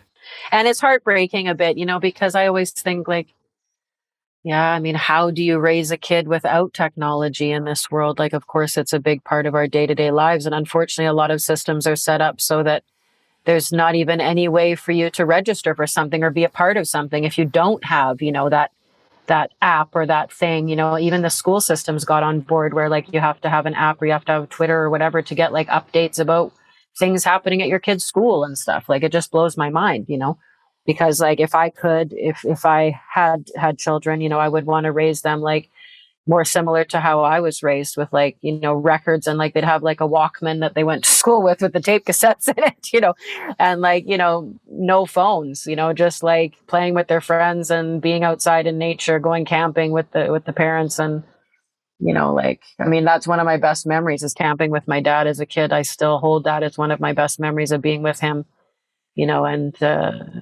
yeah, now I go camping with my husband and with my dogs and, kind of relive that feeling. But, I think that there's just so much more to life than what technology offers us. Technology can bring us some wonderful things, but we also see that it has a dark side. And I hope people are able to pull themselves away sometimes and look outside and see that there's so much more to life than the easy way out sometimes, just to pick up the device or just to turn on the laptop or turn on the TV, or, like it happens to all of us. Like you said, it's designed to be addictive, and it's designed to make us lazy. It's designed to make us weaker. But on the other side of that, it also is a way to communicate with lots of people with like-minded ideas. And so like, when we look at the positive side of that, or like people being able to make music at home when they are in lockdown and do incredible things. Yeah, I mean, I have played on many albums where I never met the people in real life. But at the same time, I also had the experience, or still I'm having the experience, that you hook up with someone on Facebook, let's say, and then at some point it leads to really meeting and really doing something together. And that's very beautiful. That's what I really love about you is, that, I mean, you've been such an integral part of like networking in the German music scene. Anytime that I was looking for a musician or, and of course, like lots of people have suggested musicians to me over the years, Henrik was really good with connecting me with people in the beginning when I needed like musicians or I needed an agent, and always like people of the highest caliber, and highest quality. But like, I know I came to you many times looking for, a musician to connect with, or like, a vocal coach or something. And you always had like this, list of people on hand, because you're so good with networking with people, and not just like online, but like you said, going and actually meeting them for a coffee and having a cigarette and talking with them, And I think that's something so special. And it's such a hugely important part of our business. And it also with the fans, like I see the fans, they meet each other like through the internet, which is so cool. When I see like a couple of my fans are talking, like one of my biggest fans in Germany is talking with one of like my fans that loves my music and lives in the United States, and you see them talking on the Facebook wall or something, or back when I had Facebook. And then later they somehow end up being able to be at the same show together, and it's like so special, because you realize like this kind of networking, I mean, it happens in all businesses, but it's special for us when we see it happening in our own business, how music brings together people in so many different ways. And I have to, give kudos to technology for its ability to also connect us, Yeah. And I mean, and this is like, what you said, like about music being a connector. This is Yes. actually the biggest, biggest asset we all have.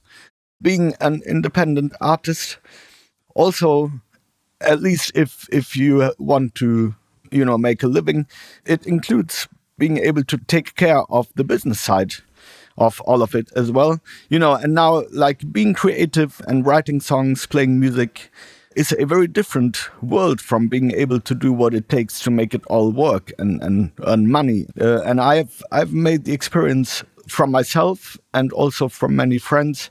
Many artists kind of struggle with this, The two aspects are so contrary. When you're a creative person, you have it's a different mindset than being a businessman, and it can be very challenging to combine. So, how would be your take on the business part of all of it? Yeah, I guess like when I think about doing the Blues in the Schools program, which I did a few times, I did it in Canada, I did it in Germany. Trying to think if there was anywhere else. But, when I was talking to kids about blues, I also made sure that during that Blues in the Schools course that I kind of put together myself, that I talked about being an independent musician. And, it's so overwhelming to try to relay information to like a young person that's really excited about maybe, choosing music as a career. Yeah, it's just, I would never want to overwhelm them with all of the negatives. I would want them to know that everything and anything is possible. I mean, with my first album, I was literally sitting around the kitchen table with my mom and family, and we were putting the CDs together ourselves. Like I was printing the booklet myself on an Epson printer, and like putting the CDs together, and then like fundraising to make albums has also been something that came into play when I just got tired of working with labels and I wanted to make an album myself, but just couldn't afford to do it. Like crowdfunding is also a wonderful option, and so there's like new things that came to play along the years of my career that were never there before. It was like you would go to your family and ask for help if you needed it, But like, I really think that when I'm talking to young people about like a career in music or something, that it's important to remember, like, there's literally no book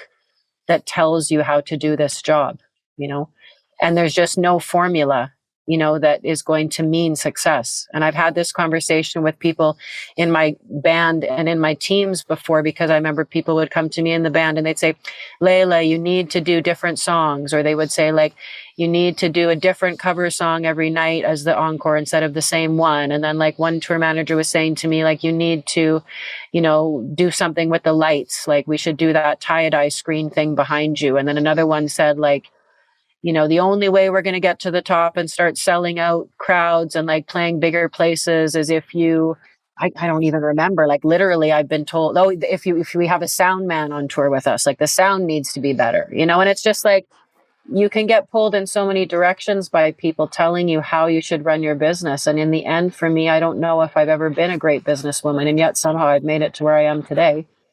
Somehow I've made, like, I don't know, what is it, like 16 albums or something crazy, and it's, or I don't even remember how many now. It's something like that. And, it's just, I think it's one step in front of the other when it comes to the music business, because I would never want to tell people to like basically quote unquote sell out. And if you really want to be successful, you would start looking at that as your formula. Like, what are other people doing, and that just doesn't work. You have to stay true to yourself. If I just personally feel that, you have to struggle, you have to move, you have to like sacrifice, like seeing your family, your friends. You might have to move to a new country, you might have to move to a new city, to try to get your music out there. You might have to like go through some bad agents or some bad record labels to get to one that you actually feel understands you, respects you, cares. But like a good friend of mine, Sonny Landreth, he's like at the top, and he's still, we talk often, and he's a name that's known. He plays Crossroads, he plays with Eric Clapton, he's just on tour like with Buddy Guy and was telling me like Buddy Guy was telling him old road stories backstage and blah, blah, blah, you know, and it's just like, even Sonny says, like, I went to this one show and everybody loved me and it was a full crowd and we got like an incredible dinner afterwards and we had a great show. And then I went to this, you know, private event like a few days later and like people had their backs to us and we're talking and like we got like shitty food and, you know, we had a bad hotel and, you know, so it's like, it doesn't matter how many years you're doing it for or how big your name is, you know, it's still a game that needs to be played each day with new ears, new eyes, and a new willingness to go forward, you know, and you just must keep putting one foot in front of the other because opportunities will come up, you know, new doors will open for you if you just keep going. It's definitely the thing that I've learned from all the times when I thought, oh, it's just too hard. I just don't know if I can keep going. Or like, oh, now my guitar player left. Like, how am I going to find somebody that's as good as him? Or like, you know, but just find somebody different, do something new. You know, you don't have to put all your eggs in one basket. All you have to do is keep going forward, you know, and just don't give a shit what anybody else says, because you're always going to have people that are going to say to you, you know, oh, but the band's not as good as the band she used to have. And, you know, like the songs are so different now. And, you know, but the thing is, as an artist, you know, I just know that you must try to stay true to your own journey. You will find people that will enjoy playing with you, you know, even if the band changes, even if the setup changes and you go from being in a nightliner to all packing yourselves into a tiny little van together. Like, it doesn't matter, because you're still going, you're still out there, you're still like making music for people, you know, you're still bringing joy to people, you know, you're still connecting with people. And I mean, that was definitely one of the hardest things about the past few years for me, was I felt like I just kind of had to walk away, you know, from that connection that I would have with the fans by doing the shows, you know. But I also just felt so clear that I needed to come back under the right circumstances, because I just couldn't say that like some people are allowed to come and some people can't, you know. So there's going to be like all kinds of weird things that come up that you just never thought would even happen. Like, you literally think you've been through it all, and then there's something new, a new challenge. Like, I never thought I would see what's happened in the past few years happen to the business, you know. I think nobody did. No, and that's like, maybe that's the positive we can take from it too, is to remind ourselves not to get lazy and complacent, and to think that we've already been through it all, you know, that we've seen it all, because there's always going to be something new just around the corner. And that's the wonderful part of being alive, is like, yeah, exactly. All of those mistakes, they're not mistakes. Like, every choice we make is the opportunity to learn and to grow and to experience life, you know, and life is only great when there's also heartache and sadness, because we wouldn't know the difference if we didn't feel both heartache and both joy, you know. So we have to, embrace, like, in our business and in life in general, that there's going to be like this wave that's going to go up, and then it's going to come fucking crashing down again, and it's going to go up again, and it's going to come crashing down, you know. So with the music business, I guess like I'm really bad at giving like business advice, because like I always just followed my heart. And I think that, you know, I don't regret like anything I did. I don't regret any album I made. I don't regret any person I worked with, you know, any musician I worked with. Like, I just got something from everyone, and I hope everyone got a little something from working with me, you know, and that's, and the fans, especially, like the connections with some of them have been beautiful. I've even like made some friendships with some of my fans in the past few years, the ones that stayed connected when I left social media, the ones that actually continued to still like stay in touch by email or whichever way I was offering them the chance to stay in touch. They stayed in touch, you know. And like a couple of them, I even met them and walked my dogs with them and stuff, because they lived not far. And, you know, like, it's just like a wonderful thing, because, you know, there's just too much ego sometimes in the business. And what it comes down to really is, it's just a people's business. It's people. You have to be a people person, I think, in a lot of ways. But even if you're not, like, you know, you're still going to connect, and you're still going to be able to give people something, you know. But like, it's all about connecting. It's all about energy transference, you know. Exactly. Yeah. Money just isn't. Yeah, if you want money, then it's probably not the business for you. I feel like, you know, like, it's not that it's impossible, you know, but it's just, if money is the main focus, then it's just then not going to be you should do something else, I guess. Yeah, or like, get technically trained to the point where then like you can be like an incredible recording or studio or side musician. But even in Nashville, there was like so much competition when I was out there, back in 2005, like getting some songs pitched to me for my first EP.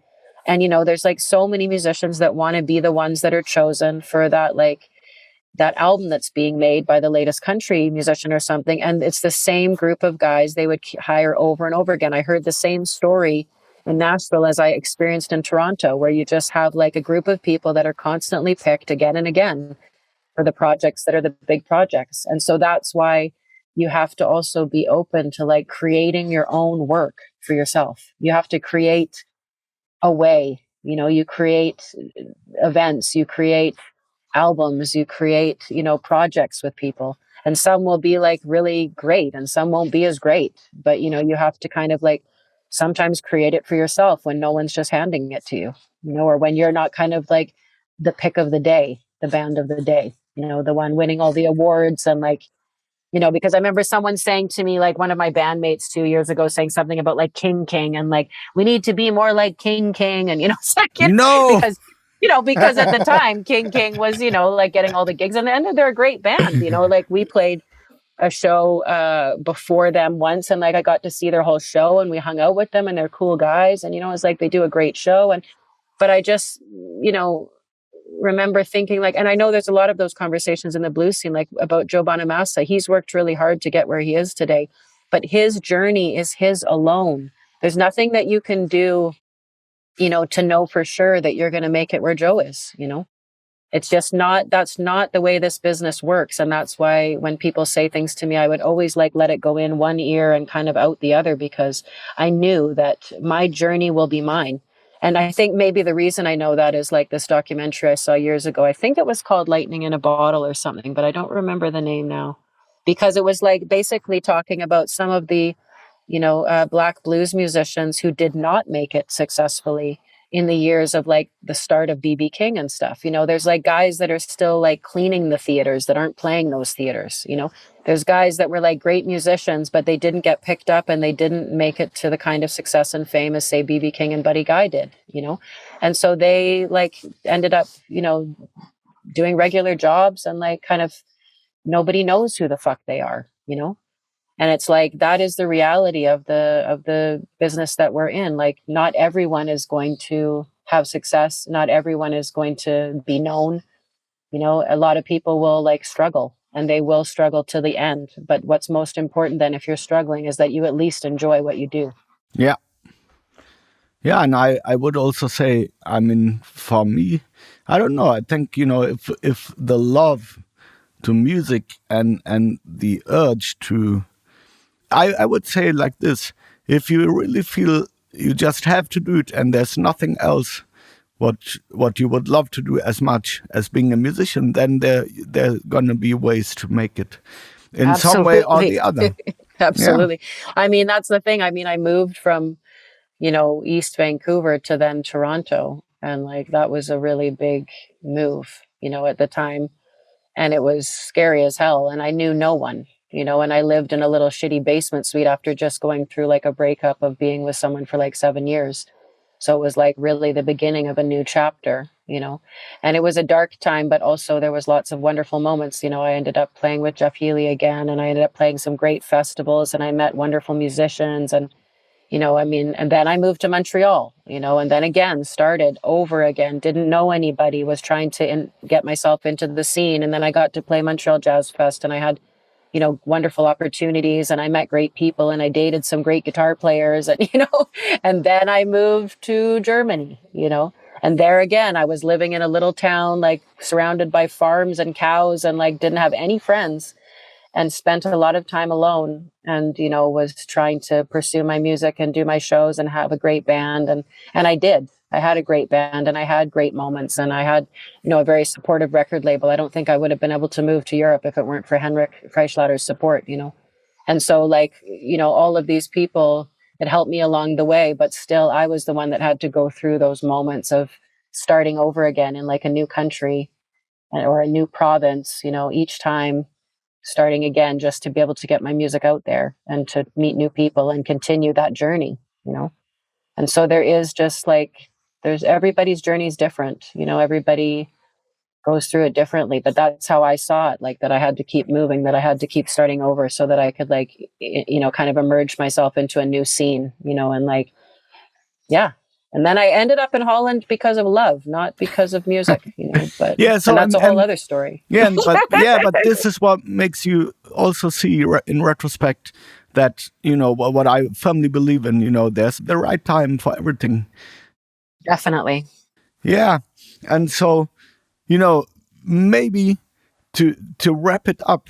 Yes. I would like to point to you like 5 very short and brief questions, and I'm asking you. I'll try to keep the answers brief. Okay. Okay. Okay. Number 1, Muddy Waters or BB King? Muddy Waters. All right. Number 2, beer or wine? Yeah, neither. Yeah. if I have to choose, then wine. Yeah, but actually the first answer you gave is the best one. Okay, number 3, black or white? Oh, that's hard. I'd say gray. Yeah. Yeah. Number 4, will the world ever change? It's always going to be changing. I mean, like, that's 100% certain, I guess. They say it's like death and taxes are the 2 things you can be certain of, but I think change is one of the other things you can be certain of.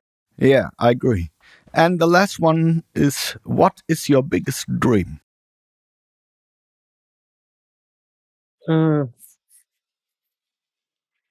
It used to be like a moment or something, like I used to have some dream to play with someone specifically, or to, I used to have a dream to like, go to Australia someday. That I had that dream since I was 8 years old, and I had booked a flight finally, to go, and then it was canceled in 2020. So I had to like change that dream, but none of that is really like my dreams now. My dream for myself is to live a good life, because I don't think happiness is particularly always like what we all need to feel all the time, every day.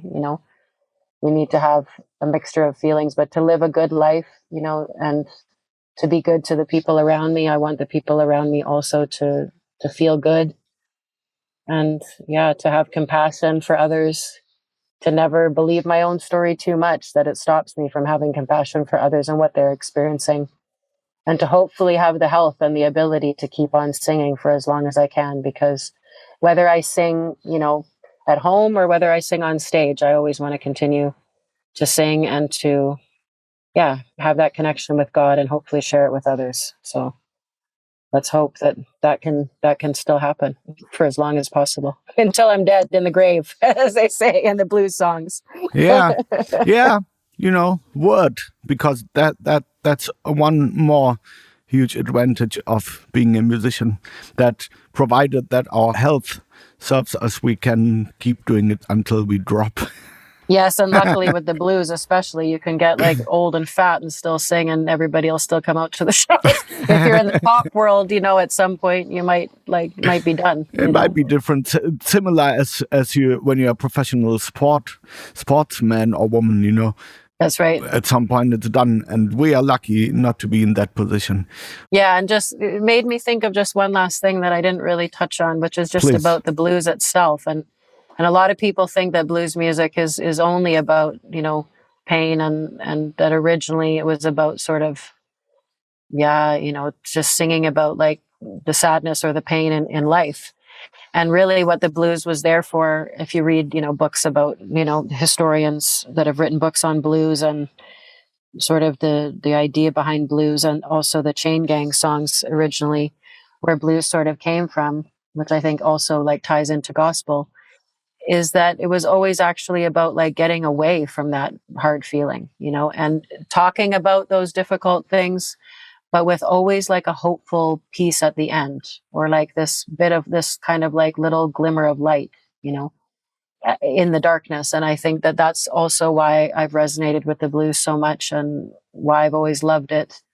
Because even though you can touch on really, heavy subjects, and you can sing like your heart out from your, from your deepest, darkest pain and memories and experiences, there's always like this hopeful piece to the story that you're telling when you're singing the blues, and that's, the history of it too is it's all about that. So I guess I resonate really well with that as a Gemini, because also why I answered gray on the question of black or white is because I've always been sort of caught in between these two sides of my personality, the one that is hopeful and positive and the one that can be very cynical and pessimistic. So, of course I've had like good days and bad days, but, today I was feeling a bit down about, having to change the flight to Canada to next year, or feeling that was the best choice for myself. But like, I really feel like lifted up by talking to an old friend.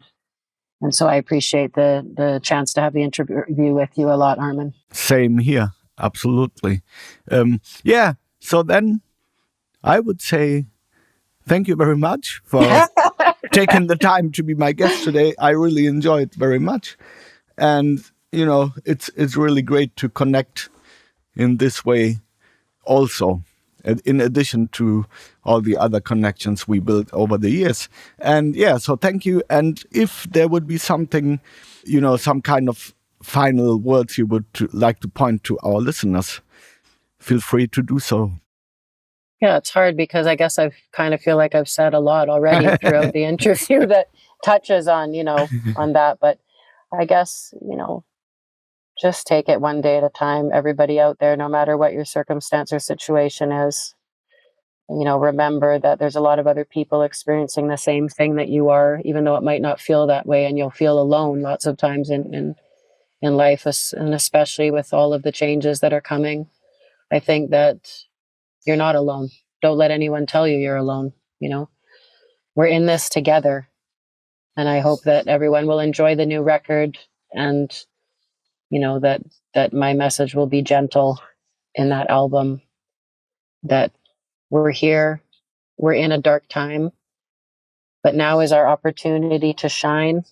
And like I say on one of the songs, to hold a candle in the darkness and to shine, that's what's most important. And I hope that everybody will be okay out there, because I know it's not easy. People are scared and concerned about what's to come. But all you have to do is the same thing I said with the music business or anything, is just put one step in front of the other and keep going and don't give up. That's what we're going to do. That's right. Amen. Yeah. Thank you so much. Thank you, Armin. I just enjoyed it very much. Me too. Thank you. And see you very soon. And bye-bye. Make some music together. Sounds great. Yeah, man. Finally. Looking forward to that. Yeah. Me too. You have been listening to Talking Spirits Podcast, episode number 28 with Armin, Alic and Layla Zoe. Due to my very intense touring schedule until the end of this year, in the third season the episodes will not be published weekly. This time around I'm choosing to go with a kind of freestyle approach. I will be publishing new episodes when they are ready and when I'm at liberty to do the work which needs to be done in order to make it a pleasant experience to you who are taking the time to listen. In any case, the next episode will be out soon and it will be worth listening again as well. Since it is very important to me for this project to remain as free as it is, there will be no commercial breaks, and also I have decided against opening a Patreon account. But if you like our offerings and want to support the cause, you can send donations via PayPal to info@talkingspiritspodcast.com. Any help is highly appreciated and will be used to cover the maintenance costs of the project. Thanks a lot for being with us today, and see you again very soon.